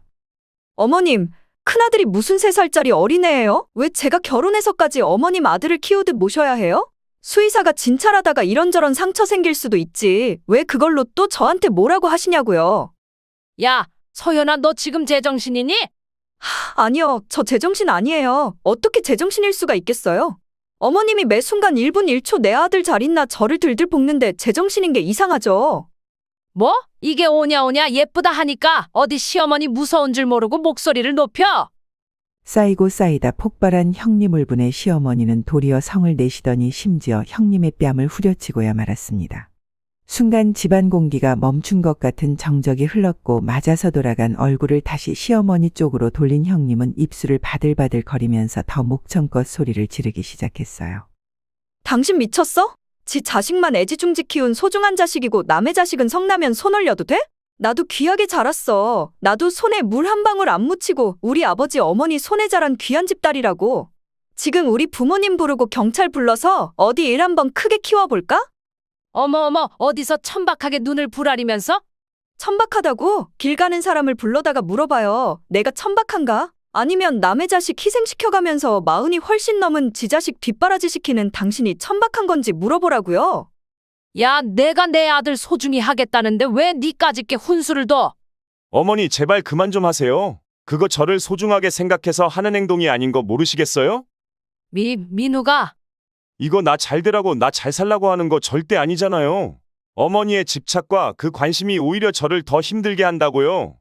어머니, 나 초등학교 때부터 너는 꼭 의사 돼야 한다 전문직 아니면 쳐다도 보지 말라고 하셨죠? 고등학교 3년 내내 원룸에서 오로지 자는 시간 5시간 빼고 나머지 시간은 다 공부만 하라고 했잖아요. 그 원룸에 방범용 CCTV까지 달아놓고 감시하셨잖아요. 이게 어떻게 나를 위해서 하는 일이에요? 그래도 이제 내 가정 생기고 자식 낳아보니까 어머니 마음이 이해될까 싶었는데 오히려 자식들 키워보니까 어머니가 더 이해가 안 돼요. 어머니는 아버지랑 헤어지시고 나서 실패했다고 생각했던 본인 인생을 제 성공으로 보상받고 싶으셨던 거잖아요? 아마 제가 은퇴해서 할아버지가 된다 해도 제 인생을 본인 인생처럼 쥐고 흔들어야 속이 풀리실 거라고요. 저는 더 이상 어머니한테 휘둘리면서 살고 싶지 않아요. 이제는 정말 오로지 제 인생 제 가족들만 생각할 거예요. 아주버님은 그대로 형님과 조카들과 함께 시댁을 나가버렸고 시어머니는 그 자리에 주저앉아 아이처럼 목 놓아 울기 시작했어요. 그 모든 걸 지켜보던 저와 남편이 눈짓을 주고받고 있었는데 그때 저와 눈이 마주친 시누이는 집을 나가는 아주버님과 형님을 보면서 본인 오른쪽 머리통에 손가락을 빙빙 돌리면서 고개를 절레절레 젓고 있더라고요. 지 오빠와 올케 언니 사정은 전혀 파악도 못하고 그저 미친 거 아니냐는 거죠. 원래도 사람이 좀 차갑고 이기적이었는데 이렇게도 공감 능력이 없을 줄은 몰랐습니다. 그리고 시어머니의 후회가 더 어처구니 없었는데요. 장남에게 버림받아서 울던 시어머니가 그 순간 동정과 위로를 바라는 대상이 바로 저와 남편이었다는 거예요. 시어머니는 차별의 대상이었던 저희들에게 갑자기 공감을 바라셨어요. 내가 정말 정신을 못 차리겠다. 이게 대체 무슨 일이니? 내가 저를 어떻게 키웠는데.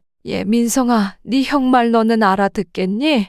너도 알잖아. 내가 네 형한테 얼마나 잘했는지. 근데 어떻게 지 마누라 뺨 한 대 때렸다고 지 애미 안 보고 산다고 할 수가 있어. 아마 시어머니는 남편의 입에서 맞다고 형이 정말 너무한다라는 말을 기대하셨겠지만 남편은 기대에 절대로 부응해주지 않았어요. 잘 알죠. 어머니가 형한테 어떻게 했는지 또 저한테 어떻게 했는지도요. 저한테 줄 관심하고 애정하고 지원 다 형한테 몰아주셨잖아요. 형이 그게 부담스러웠나 보네요. 저는 어머니 눈길 한번 받아보질 못해서 제가 제일 불쌍한 줄 알았는데 어머니가 얼마나 사람을 질리게 만들었으면 형이 저러겠어요. 솔직히 말씀드리면 지금 형이 저러는 거 다 어머니가 자초한 일이에요. 어머니가 몇십 년 동안 쌓아 올린 게 구멍 숭숭 나서 이제 무너지는 거라고요. 남편이 그렇게 말한 뒤에 시어머니는 다시 한 번 더 큰 소리로 한탄을 하면서 울기 시작하셨고 저와 남편도 애들을 데리고 집으로 갔습니다. 이후 형님에게 듣기로는 시어머니에게 일방적으로 오는 연락은 다 무시하고 있다고 했어요.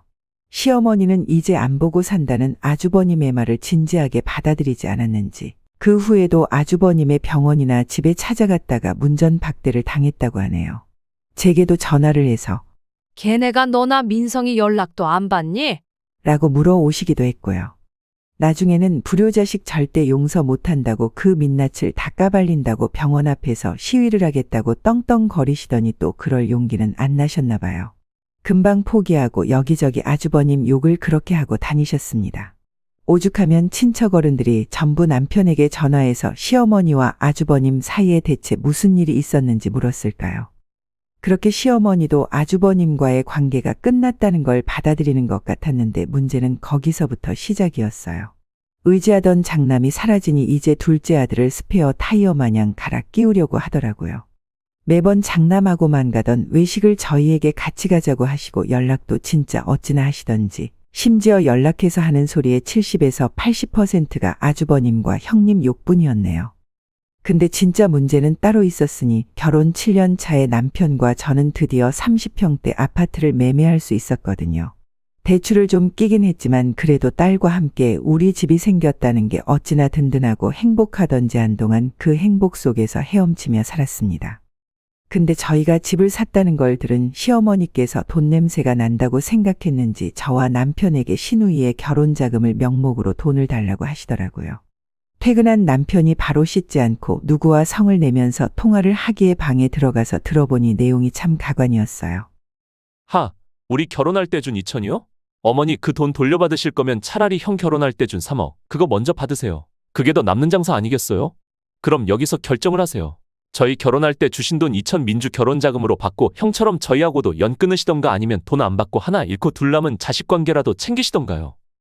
들어보니 시어머니는 그 시기에 결혼을 한다고 한 시누이에게 줄 결혼자금을 저와 남편 결혼할 때 줬던 2천을 돌려받아서 메꾸시려고 하셨나 보더라고요. 남편은 저 말을 하고 나서 갑자기 허탈하다는 듯이 웃었는데 남편의 마지막 물음을 들은 시어머니가 한 대답이 어처구니 없기 짝이 없었다고 합니다. 내가 왜 너랑 관계를 끊니? 나는 그 돈도 받고 너랑 부모 자식 관계 끊을 생각도 없다. 내가 너를 모르겠니? 너는 네 형과 달라서 정 많고 애가 여려서 쉽게 지 엄마 못 버릴 거야. 그러니까 민주 상견례 전까지 돈 2천만 원 준비해놔.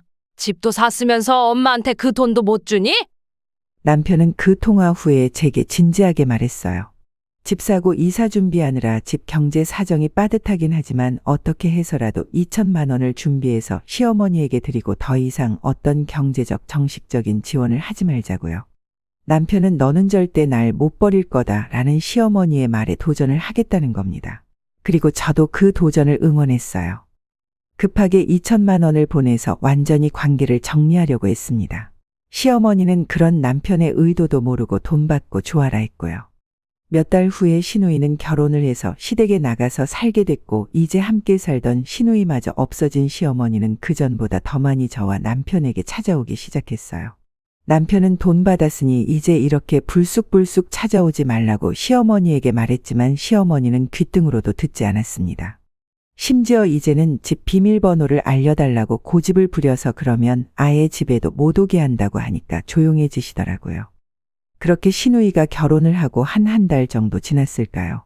그날은 저희 어머니께서 오랜만에 저희 집에 오신다고 한 날이었어요.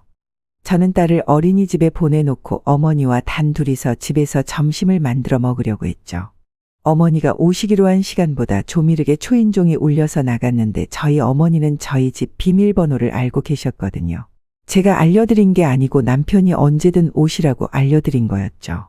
왜 도어락 번호를 알고 계신 어머니가 초인종을 누르실까 의아했는데 문을 열고 나서 아차 싶더라고요. 문을 열었을 때 보이는 건 바로 시어머니였기 때문이었죠. 시어머니는 집으로 들어와서 여기저기 돌아다니고 간섭을 하시더니 이내 본론을 꺼내셨습니다. 너 민성이한테 얼마 전 나랑 합가 얘기한 거 들었니? 네, 합가라고요? 그래, 내가 민주 나가고 혼자 살기 적적해서 같이 살면 어떨까 하니까 애가 바로 안 된다고 하더라고. 아들이라서 그런지 애가 좀 차가워. 지는 뭐 나한테 차별받고 그랬다는데 그건 지 생각이지 내가 저를 얼마나 예뻐했는데. 아무튼 민성이가 마음 좀 돌릴 수 있게 네가 설득 좀 해봐라. 너랑 민성이랑 유나랑 나랑 이렇게 넷이서 살면 얼마나 오순도순 좋겠니? 너도 유나 걱정 안 하고 나갈 수 있고 우리 좀 서로 도우면서 살자. 응? 합가라니 이게 말이 됩니까? 정말 누울 자리 보고 발 뻗는다고 얼마나 만만하면 그렇게 평생 무시하던 남편과 제게 이런 요구를 하시는 걸까요? 장남에게 버림받으니 만만한 스페어 타이어인 남편과 제게 본인 노후를 책임지라 이거죠. 너무 어처구니가 없고 이미 남편에게 거절당했음에도 포기하지 않고 이제는 제게 남편을 설득해보라는 그 뻔뻔함에 지가 떨려서 저도 모르게 정색을 하고 말했습니다. 어머님, 아가씨 결혼할 때 드린 2천만 원의 의미 정말 모르시는 거예요? 아니면 모르는 척 하시는 거예요? 남편이 똑똑히 말했잖아요. 그 돈 받으면 이제 영 끊는 거라고. 근데 그 돈 다 받고 이제 와서 합간이 뭐니 하시는 거예요? 정말 이해가 안 가네요. 예, 그건 민성이 걔가 괜히 한번 해본 소리지. 그게 뭐가 진심이라고. 진심이죠. 원래 때린 놈은 기억 못한다고 차별한 어머니만 기억 못하시는 거고 당한 남편은 지금까지 마음의 상처로 응어리 맺혀서 살았어요. 평생 마음에 안 차서 내놓은 자식 이제 주워다가 부모 대접 받고 싶으시나 본데 꿈 깨세요. 남편도 저도 이제 와서 어머님 부모 취급 시부모 취급 안 할 거니까요. 이 정신 나간 게 어디서 막말이야? 네가 뭘 안다고 뚫린 입이라고 떠들어? 어? 시어머니는 순간 무슨 싸움의 귀재인 마냥 정말 눈 깜짝할 새에 움직여서 제게 달려들었습니다. 그리고 제 머리채를 잡고 이리저리 흔들기 시작했죠. 이미 시부모 취급 안 한다고 했는데 제가 뭐가 무섭겠어요. 그래서 저도 같이 자꾸 흔들었습니다. 시어머니가 오래 막창집을 운영하면서 다져진 생활 근육이 붙은 땅땅한 몸이긴 했지만 그래도 역시 젊은 사람에게는 못 당하나 봐요. 시어머니 머리채를 쥔 제 악력이 세질수록 시어머니의 악력은 약해지고 내지르는 비명은 커져갔어요. 야, 너 이거 안 나? 이 막대 먹은 게. 너, 네 어미가 그렇게 가르쳤어? 시어미 머리채 잡고 늘어지라고? 머리에서 느껴지는 통증보다 시어머니가 돌고래 마냥 쏘아대는 비명 때문에 어지러워질 때쯤 갑자기 우당탕하고 뭔가 바닥에 떨어지는 소리가 들리더니 제 머리를 잡고 있는 시어머니의 손님이 사라지더라고요. 그래서 뭐지 내가 이겼나 싶어서 고개를 들었는데 그곳에 저 대신 시어머니의 뒷목을 잡고 흔들고 있는 저희 친정어머니가 계셨어요. 어머니는 제게 달라붙어 있던 시어머니를 낚아채서 소파에 내던지며 소리치셨죠. 그래, 내가 막대 먹은 인간들이 덤비면 똑같이 갚아주라고 가르쳤다. 너는 네 아들들 잘 가르치고는 버림받아서 여기저기 나 좀 받아달라고 구걸하고 다니냐. 얼마나 보잘것없고 자식들을 질리게 했으면 자식들이 지 엄마 서로 모른 척하면서 폭탄 돌리게 하듯 돌려? 이 인간아, 자식 사랑하는 마음은 남의 자식 소중히 생각하는 마음에서부터 시작하는 거야. 남의 자식 귀한 줄 모르면 내 자식도 제대로 못 키워. 순간 소파로 내동댕이 쳐져서 혼이 빠진 것 같은 얼굴의 시어머니는 얼이 빠져서 저희 어머니에게 뭐라 반박도 못하고 내가 너희들 가만 안 둘 거야. 내가 가만히 있을 것 같아? 라는 말만 주절거리면서 도망치듯 나가버렸어요. 어머니는 한동안 분을 못 삭히셨고 이내 제 얼굴을 쓰다듬으시면서 괜찮냐고 하셨어요. 아니, 현관문 밖에서부터 누가 소리 지르는 게 들려서 설마 뭐 도둑이 들었나 싶어서 바로 들어왔지. 근데 너랑 네 시어머니랑 머리채 잡고 이러고 있는데 내가 얼마나 놀랐겠어. 수민아 괜찮니? 많이 놀랐지? 모저런 미친 인간이 다 있어. 어머니는 저 대신 딸을 어린이집에서 데리고 오셨고 또 남편이 오기 전까지 제 옆에 있어 주셨어요. 그리고 그날 있었던 상황을 저와 함께 남편에게 설명했죠. 남편은 그날 시어머니의 만행을 듣고 얼굴이 시뻘개져서 저와 어머니에게 연신 사과를 하고 용서를 빌면서 어쩔 줄 몰라 했어요. 따지고 보면 남편의 잘못이 아닌데 그렇게 부끄러워하는 남편을 보니 안쓰러웠어요. 근데 그때 저희 어머니가 고개를 못 드는 남편의 등을 쓰다듬어 주시면서 그러시더라고요. 자네도 자네 어머니 때문에 얼마나 마음고생이 많고 힘들었겠어. 그렇게 고개 숙일 거 없어. 자네도 어찌 보면 자네 어머니한테 피해보면서 살아왔을 테니까. 아휴 참 고생 많이 했겠어 최서방.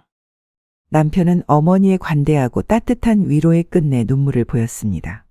그리고 남편은 다음날 바로 혼자 시댁에 가서 시어머니를 마주하고 말했어요. 더 이상 어머니의 아들로 살지 않겠다고 말이죠. 당연히 시어머니는 처음에는 눈 하나 깜짝 안 하다가 네 마누라가 머리채 뜯겨서 그러는 거냐고 오히려 남편을 비웃었어요. 하지만 남편은 그 모습에 전혀 동조하지 않고 지금까지 시어머니에게 자식으로서 서럽고 실망하고 서운했던 일들을 일일이 다 나열해 가면서 설명했다고 해요.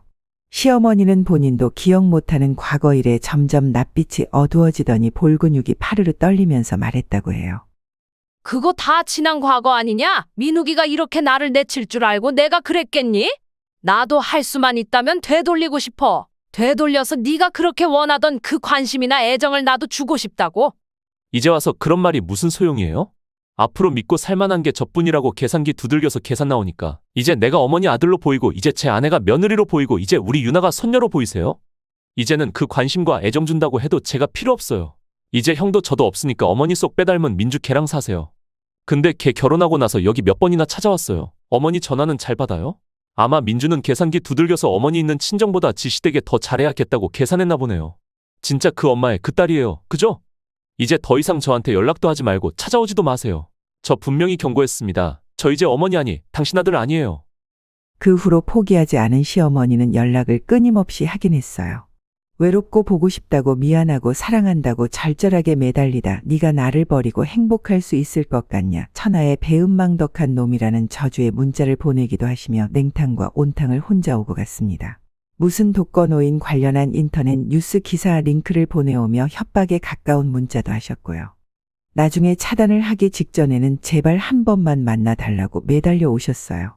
물론 남편은 그 온갖 쇼가 지금 당장의 상황을 모면하기 위한 퍼포먼스에 지나지 않는다는 걸 알았고 받아주면 다시 예전의 아나무인한 모습으로 돌아올 거라고 하더군요. 그렇게 줄곧 저도 남편도 한 번도 뜻을 굽히지 않고 지금까지 시어머니와 어떠한 연락도 만남도 하지 않고 있습니다. 그리고 그 일이 있고 얼마 후 남편이 약간 어리둥절한 표정으로 그러더라고요. 형이 다 같이 여행을 가자고 하네. 가평에 풀빌라 예약했다고. 놀랄 수밖에 없던 게 단 한 번도 아주버님네와 저희는 다 같이 만나지도 않았거든요. 저와 형님은 종종 둘이서 봤지만 아직도 서먹한 사이인 남편과 아주버님은 따로 만난 적이 없었어요. 남편은 좀 주저했지만 저는 이게 몇 년 동안 시어머니 때문에 단절될 수밖에 없었던 형제 사이가 개선될 계기가 되지 않을까. 그리고 아주버님께서 먼저 손을 내민 게 아닐까 해서 바로 함께 가자고 했어요. 그렇게 저희는 온 가족이 함께 가는 첫 여행을 떠났고 아주버님이 예약한 풀빌라에 도착해서 짐을 풀고 애들 수영하는 걸 지켜볼 때만 해도 대화를 하지 않던 남편과 아주버님은 그날 저녁 애들이 다 잠이 든 시간 야외 테이블에 앉아서 같이 술을 마시며 이런저런 대화를 하는 것 같았습니다. 저와 형님은 둘이서 편하게 이야기하게 자리를 슬쩍 피해서 1층 주방에서 술을 마셨고요. 나중에 저도 형님도 술 기운이 올라서 자리를 정리할 때쯤 남편과 아주버님은 아직도 대화를 하고 있나 싶어서 슬쩍 갔거든요. 근데 이게 무슨 일인가요? 둘이서 얼싸안고 서로 등을 두들겨 주더라고요. 나중에 남편에게 듣기로는 형이 본인에게 참 미안해했다고 말했습니다. 근데 어머니가 본인에게 원하는 게 너무 커서 본인도 힘들어 차마 동생인 남편을 챙기지 못했다고 너무 미안했다며 말하더라고요. 남편은 그런 형에게 나도 내가 차별받은 것만 생각했지 형이 형 나름대로 얼마나 힘든지 몰랐다며 미안하다고 했고 둘은 몇십 년에 걸쳐서 풀어내지 못했던 오해를 풀고 드디어 서로의 진심과 사정을 터놓고 이해할 수 있게 됐죠. 아직도 그 간극에서 오는 어색함이 다 풀린 건 아니지만 자주 만나서 그동안 가까워질 수 없었던 걸 만회하기 위해 노력하고 있어요. 이 모든 사건이 모두에게 조금의 상처도 입히긴 했지만 솔직히 저는 얻은 게 더 많다고 느껴졌어요. 소를 희생하고 대를 얻었달까요? 남편과 아주버님은 잊었던 형제애를 찾을 수 있었고 동시에 과거 본인들을 서로 다른 이유로 속박하던 어머니에게서 벗어날 수 있었죠. 또 저와 형님은 다른 방식으로 시어머니를 통해서 고통받았지만 끝내 시어머니라는 공공의 적 때문에 끈끈한 형님과 동서지간이 될 수 있었으니까요. 날만 풀리면 다시 한번 다 같이 여행을 갈 계획을 짜고 있어요. 살다 보니 평생 안 친해질 것 같은 형이랑 이렇게 매달같이 술 마시는 사이가 됐다며 남편은 지금도 가끔 신기해합니다. 이래서 애매모호하게 오해가 쌓인 인간관계는 길게 봐야 하나 봐요. 남편이 평생 서로 반대 방향을 바라보던 형과 이제는 서로가 바라보던 방향을 이해할 수 있었던 것처럼 만약 구독자 여러분도 남편과 같은 차마 풀지 못한 오해가 쌓인 사람이 있다면 올해가 가기 전에 한번 용기를 내보시는 것도 나쁘지 않은 것 같아요. 요즘 나는 허리며 무릎이며 안 아픈 데가 없어서 아이를 잘 못 봐. 그리고 다들 1년 지나면 어린이집에 맡기더라. 차라리 회사 어린이집을 알아보는 건 어때? 그럼 나는 이만 방에 들어간다. 너희도 어서 집에 가서 쉬렴. 하지만 시어머니는 신우가 아이를 맡기니 봐주신다고 하더라고요. 그때 알았죠. 아, 역시 시댁은 시댁이구나. 며느리랑 딸은 같을 수가 없구나라는 씁쓸한 생각과 나도 잘할 필요가 없겠다 하고 딱 정도를 지키는 선까지만 하면 되겠다고 생각이 들었어요. 오늘 사연은 손주 못 봐준다는 시어머니 대신 친정엄마께 아이들을 맡겼더니 선 넘으며 막장짓을 한 시댁에 천벌 내린 사연 글입니다. 썰라디오 사연 시청 전에 구독, 좋아요, 알람 설정 먼저 부탁드리며 그럼 오늘의 썰라디오 사연 바로 시작하겠습니다. 저희 엄마는 제가 아이를 2돌까지는 집에서 키우고 싶어하는 마음을 잘 아셨어요. 그래서 친정엄마는 1년간을 집에서 저희 아이들을 키워주셨어요. 덕분에 저희 아이들은 할머니의 사랑을 듬뿍 받고 자랐습니다. 적어도 말을 시작하고 어린이집을 보내고 싶다는 제 생각을 저희 엄마가 동의해 주셨고 저희 아이들을 키워주시면서 일을 관두셨기에 용돈도 챙겨들었습니다. 그게 당연하다고 생각했고요. 하지만 시어머니와 신우의 생각은 달랐습니다. 시어머니는 신우의 아들을 돌봐주시는데 용돈을 받지 않으셨거든요. 처음에 신우이는 저희 부부가 아이 2을 맡기는 대신 저희 친정엄마에게 용돈 드리는 문제로 간섭을 했습니다. 저희 아이들을 맡아주시면서 엄마 또한 아르바이트를 못하게 되셨고 저는 금전적으로 월급처럼 드리고 싶었고요. 이 부분에 대해서는 신랑이랑도 이야기가 다 끝난 뒤였습니다. 그런데도 신우는 말끝마다 자기네 엄마는 게 뭐야? 손자 손녀 봐주시는데 무슨 돈을 받아? 하면서 제 신경을 뒤집는 말만 했습니다. 아이가 어릴 때 돈 모아야지. 그리고 지금 대출도 2억이나 있으면서 꼭 친정엄마한테 아이 봐준다고 돈 드려야 돼? 우리 동생 월급 받아서 드리는 돈이 더 많은 거 아니야? 그래서 제가 걱정 마세요. 신랑 월급으로 드리는 게 아니라 제가 특근해서 받은 돈으로 저희 어머니 드리고 있어요. 엄마가 애들 봐주셔서 이번에 승진까지 했는데 당연히 드려야죠. 남편 월급보다 제가 더 받거든요. 그러자 신우이는 표정이 확 굳어지더니 그래도 그렇지 90만 원이면 꽤 부담될 텐데 그 돈만 모아도 1년에 1,000만 원인데 잘 생각해봐. 우리 엄마는 돈 안 받고도 애 봐주시잖아. 저야 무슨 소린지 딱 알았죠. 제가 드리니까 신우가 괜히 찔리는 거예요. 본인은 한 푼도 안 드리는데 옆에서 저는 꼬박꼬박 90만 원씩 드리니까요. 본인 능력 부족해서 본인 엄마 무일푼으로 고생만 시키는 건데 정말 가증스럽기 짝이 없더라고요. 아, 시어머니가 저희 애는 못 봐주신다고 하시더라고요. 그래서 더 친정엄마한테 고마워서라도 더 드리고 싶네요. 제가 그렇게 말하자 신랑도 시어머니도 아무 말 못하셨습니다. 다만 신우는 늘 저희 부부를 만날 때마다 돈 드리는 것에 대해 시비를 걸었어요. 저는 더 드리고 싶은데 집 대출금이 너무 많아서 드리지 못한다. 애가 1명이 아니고 2명이나 봐주시는데 외국인 보모를 부르면 이것의 3배는 드려야 한다. 그런데 90만 원밖에 못 드리는 것도 죄송하다고 말했습니다. 솔직히 저는 제가 하는 연구직이 정말 어릴 때부터 꿈이었고 제 일에 대한 자부심이 있었습니다. 저희 부모님도 그걸 너무나 잘 아시기 때문에 선뜻 육아를 도와주신다고 나서신 겁니다. 처음에는 친정부모님이 금전적으로 어려우신 것도 아닌데 너무한다고 하시던 시어머니도 1년이 지나자 부러워하시더라고요. 주변의 친구들 보면 다들 딸들이 용돈 주고 여행 보내주고 한다는데 신우는 애를 맡기기만 하고 시어머니께 아무것도 해드리지 않더라고요. 아이를 돌본다는 게 정말 힘든 일이라는 걸 온몸으로 느끼신 시어머니이시니 잘 아시겠죠. 시어머니는 제가 친정엄마께 드리는 돈만큼 자기한테도 달라고 신우에게 말했다더군요. 나도 용돈이라도 좀 받아야겠다. 하루 종일 애 보다가 하루가 다가고 내 친구들 이야기만 들어도 너처럼 공짜로 아이만 맡기는 일 없다더라. 나도 사돈어른만큼은 받아야겠구나. 그러자 신우는 아니, 엄마까지 왜 그러세요? 봐라, 너희 부부가 사돈어른한테 돈 드리니까 나까지 드려야 되잖아. 올케가 이를 키우네. 진짜 유난스러워, 정말. 그때부터 신우는 더 심하게 저희 부부에게 간섭을 하기 시작했습니다. 그러다 결국 시어머님이 결심이 서신 것 같더라고요. 결국 터질 게 터진 거죠. 내가 4시간도 하나 없이 이렇게 손자만 보는데 한의원 가서 침도 맞고 한약도 지어야겠어. 나도 한 달에 50만 원은 받아야겠다. 하시면서 돈을 달라 하셨고 신우에게 용돈을 주지 않으면 더 이상 아이를 돌볼 수 없다고 말했습니다. 그러자 신우는 다 제 탓이라면서 욕을 하더라고요. 솔직히 신우가 이기적인 거 아닌가요? 요즘 맞벌이 하면서 도우미 부르면 기본이 80만 원인데 어머니가 도우미만큼 달라고 하시는 것도 아닙니다. 거기에 매번 아이를 데리러 가면서 저녁까지 얻어먹고 오는 경우가 많았습니다. 신우는 한 번도 시댁에 가면서 음식을 사간 적이 없었어요. 저희 시어머니가 그러시더라고요. 신우는 자기 돈 모으는 것에 열심이라서 시댁에 돈 한 푼 쓰지 않는다고 말이죠. 그러다 보니 시어머니도 신우한테 생활비가 더 드는 만큼 받으시겠다는 건데 그걸 안 주겠다고 하는 신우도 너무한다는 생각이 들었습니다. 그리고 그 모든 비난의 화살이 저에게 온 것도 이해할 수가 없었고요. 신우와의 냉전이 계속된 가운데 신우가 건강검진을 하다가 위암이란 걸 알았습니다. 시댁은 난리가 났죠. 특히 신랑은 눈물을 흘리면서 우는 게 아니겠어요. 솔직히 위암 말기도 아니고 1기면 위험한 수술도 아니긴 한데 신우는 온갖 불쌍한 척을 다 하는 겁니다.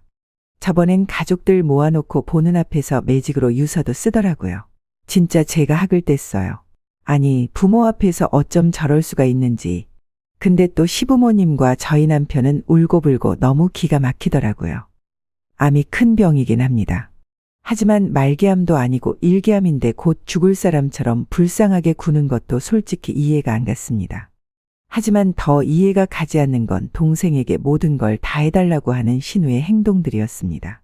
몸이 힘드니 퇴근할 때 집까지 데려다줘 하질 않나 신우가 친구 만나러 가면 전용 기사처럼 태워다 주더라고요. 너무 지극정성으로 누나를 대하는 남편에게 화를 냈습니다. 당신 매일 신우 집까지 태워주고 언제까지 그렇게 할 거야? 그럴 시간 있으면 우리 아이들 좀 챙겨. 하루 이틀도 아니고 지금 2주일째 신우 뒷바라지만 하잖아. 당장 수술하러 가시는 것도 아니고. 아니, 수술 날짜 받았다는 사람이 술자리를 왜 나가는데 당신은 왜 태워다 주고. 그러자 남편은 당신은 가족애가 없어. 나한테 하나 있는 누나인데 그런 누나가 아프다잖아. 아이들이야 당신이 있고. 당신이 알아서 잘 케어하는데 뭐가 문제야? 누나가 아무리 마음에 안 들어도 그렇지. 너 정말 너무한다. 누가 보면 애인한테 하는 줄 알겠다며 제가 화가 나서 비꼬자 신랑은 저를 구박하는 겁니다. 아무리 싫어도 신우가 위암이면 잘해줄 생각을 해야지 왜 자꾸 비꼬냐고 화를 내더라고요.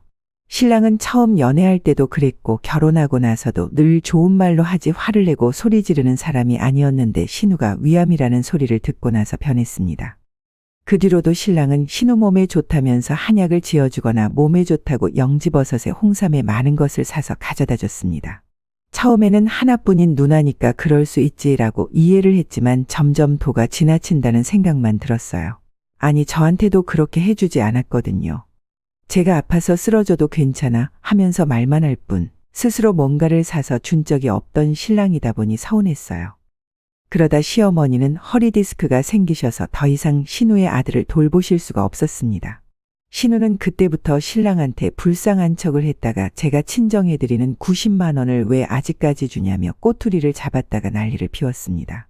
신랑은 신우가 위암에 걸려서 병원에 태워주고 하다 보니 신우 말을 더 잘 듣게 됐어요. 아마 오랜 시간 붙어 있다 보니 신우가 한 말이 다 맞는 말처럼 느껴졌나 봅니다. 하루는 저에게 한 달에 90만 원은 너무 많은 게 아니냐며 50만 원으로 줄이자고 하는 겁니다.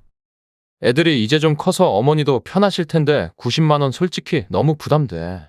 우리도 노후 준비해야 되고 50만 원으로 줄이자. 아이가 커서 밥을 혼자 만들어 먹어? 혼자 걸어서 모든 걸 다 해? 우리 애들이 중학생이니? 고작 8살, 5살이야. 그런데 혼자서 뭘 다 한다고 말하는 건데?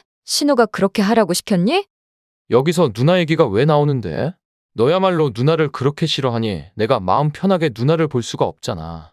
당신도 당신 언니나 동생이었으면 이렇게까지 내치지 않았겠지. 누나 소리에 눈부터 치켜뜨는 남편을 보자 너무 열이 받아서 당신 누나가 나한테 어떻게 했는데 누나가 잘했어 봐 내가 이러겠니? 아주 말끝마다 내 동생 시집살이가 아니라 신우살이를 시켰잖아. 거기에 친정부모님 용돈 주는 것 가지고도 지금 시비 걸면서 참견하잖아. 내가 번 돈으로 드리는 거야. 당신이 어디 가서 90만 원의 아이들 봐주는 사람 구해보던가. 그런데 신우는 이번 기회에 완전히 저를 누를 생각인지 동생에게 대체 뭐라고 하며 다녔길래 신랑은 저희 친정엄마한테 드리는 돈은 아까워하면서 신우 아이를 걱정하는 겁니다. 신우가 불쌍하고 본인 엄마는 아파서 아이를 못 보는데 어떡하냐며 말끝마다 걱정을 하는 모습을 보니 어이가 없었어요. 우리 아이도 걱정 안 하는 사람이 신우 아이만 걱정하니 정말 정이 떨어지더라고요. 저희 아들이 열이 나고 아파서 입원을 해도 단 하루도 병실에서 잔 적이 없는 사람입니다. 본인의 아이를 잘 챙기지도 못하면서 누나만을 챙기니 솔직히 화가 났습니다. 그래도 신우랑 저랑 서로 그간 쌓인 앙금이 만리장성이라고 해도 서로 간에 넘지 말아야 할 선이라는 게 분명한데 이번에 그걸 본인 동생 시켜서 넘더라고요. 친정엄마가 다급하게 전화하시던 날 저도 결국 눈이 돌아가 버렸어요. 엄마 무슨 일이야? 애가 아파? 무슨 일인데? 있잖아. 화내지 말고 들어. 이서방이 아이를 한 명 데리고 왔어. 누나 아이인데 아이가 방학인데 갈 곳이 없다고 나보고 우리 아들이랑 같이 봐달라고 데리고 왔어. 이거 무슨 일이니? 너랑 이야기된 부분이야? 나는 몰랐는데? 엄마도 화가 많이 나신 것 같았어요. 물론 저는 거기에 수천 배는 더 화가 났죠. 뭐라고? 지금 신우애를 우리 친정에 데리고 온 거야? 하, 정말 미치겠다. 엄마, 죄송해요. 내가 지금 바로 갈게요. 가만히 계세요. 엄마는 뭐라 하지 마세요. 내 싸움이야. 나도 유서 쓰고 덤벼야겠네. 솔직히 처음에는 위암에 걸린 신우가 안 됐고 도와줄 생각도 있었지만 평소에 저희 친정에 돈 주는 것부터 해서 친정에 자주 가는 것까지 간섭하는 신우를 생각하면 정말 정이 떨어져서 아무것도 해주고 싶지 않았습니다.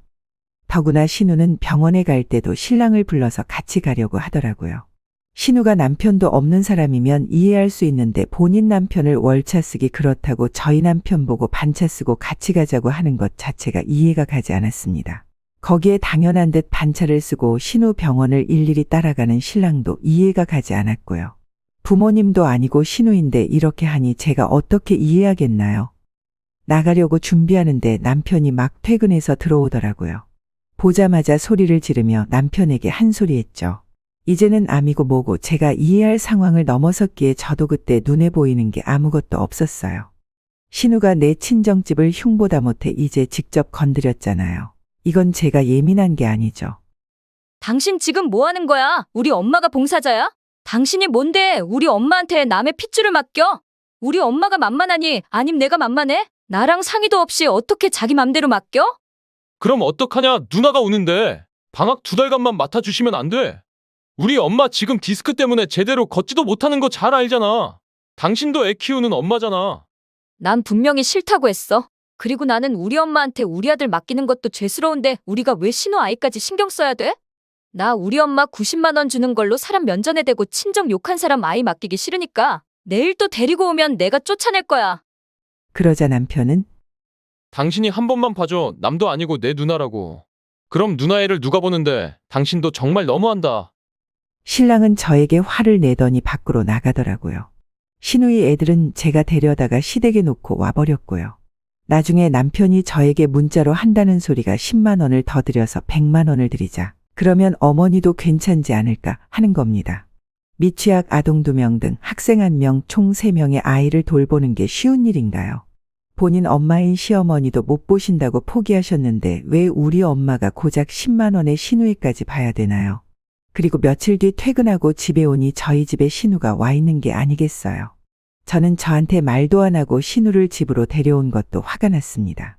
신우는 저한테 갑자기 불쌍한 척을 하면서 눈물을 보이면서 이야기를 꺼냈습니다. 우리 아들 방학인데 한 달만 맡아주면 안 될까? 내가 병가를 오래 내서 지금 월차를 더 쓸 수 있는 상황이 아니라서 그렇다고 허리 디스크로 서 있는 것도 힘들어하는 엄마한테 맡길 수도 없잖아. 그래. 여보, 누나 정말 맡길 곳이 없어서 그래. 한 달만 장모님한테 부탁드리자. 그리고 한 달 잘하시면 앞으로 돈 조금 더 드리고 같이 봐달라고 하자. 저는 아무 말도 없이 물끄러미 남편 얼굴을 쳐다봤습니다. 그러자 남편이 저를 보며 씩 웃더라고요. 정신이 아예 빠져버린 것 같아 보였어요. 그래서 제가 당신 미쳤어? 애 하나 보는 것도 힘들어서 못 본다고 하신 시어머니도 계신데 우리 엄마한테 3명의 아이를 봐달라고 부탁한다고?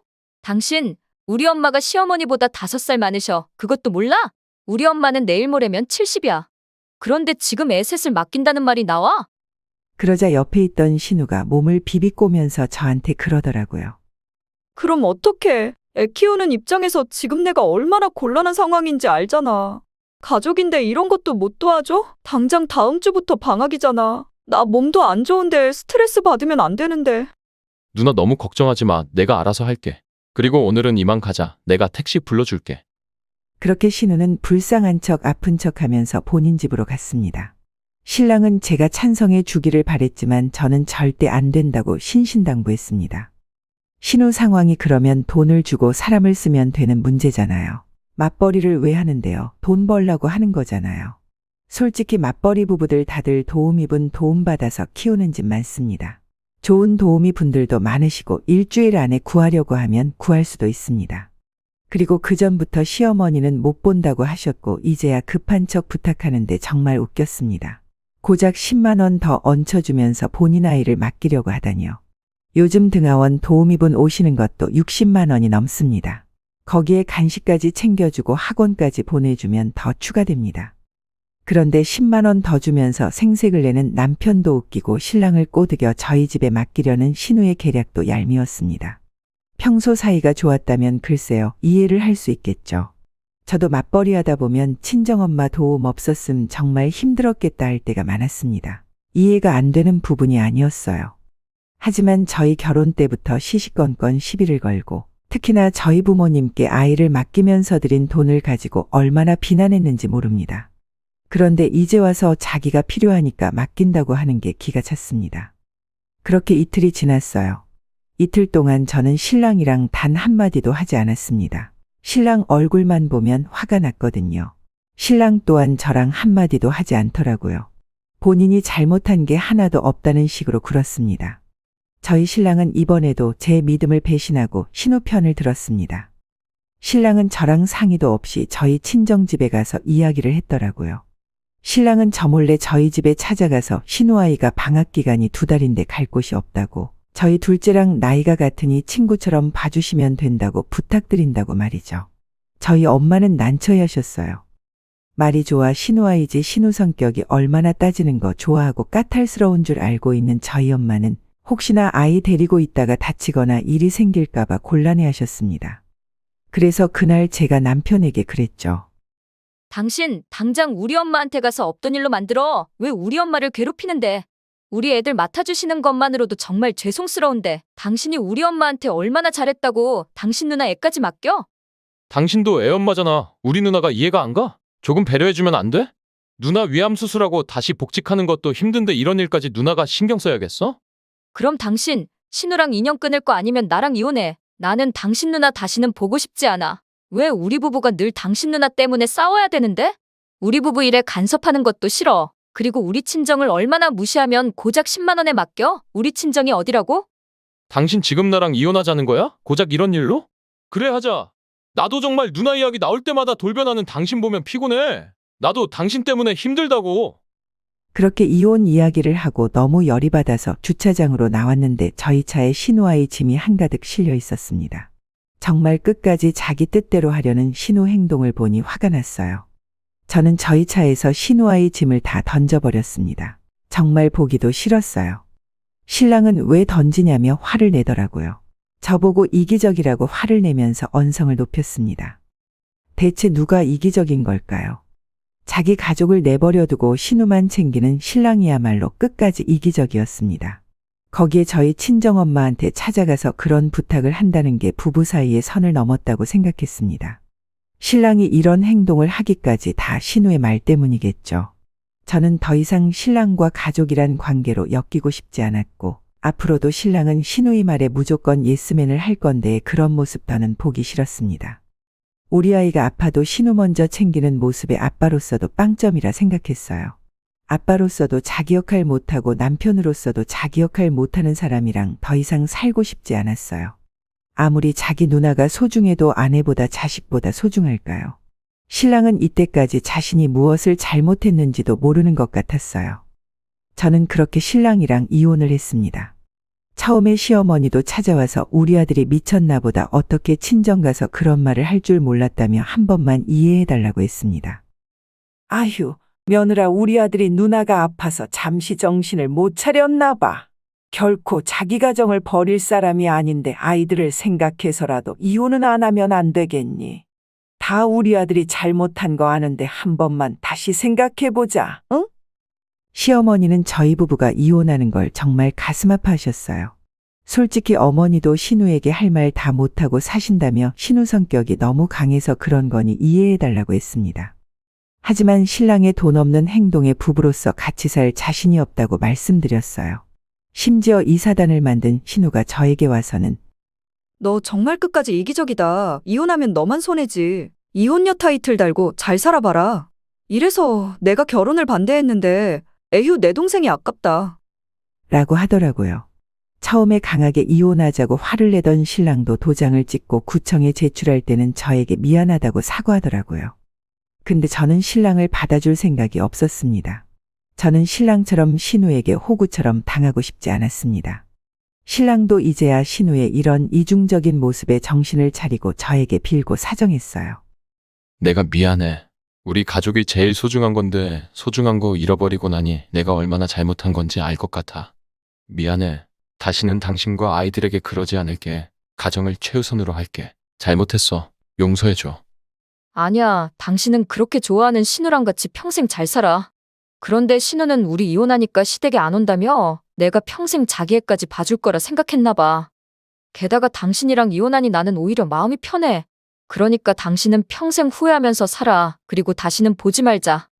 그래도 이혼을 되돌리지는 않았죠. 그렇게 집 정리하고 나온 뒤 저는 친정 근처로 집을 하나 얻어서 거기서 새로운 인생을 시작했고요. 한 달 정도 지났을 때였나? 갑자기 뜬금없이 예전 시어머니께 전화가 오더라고요.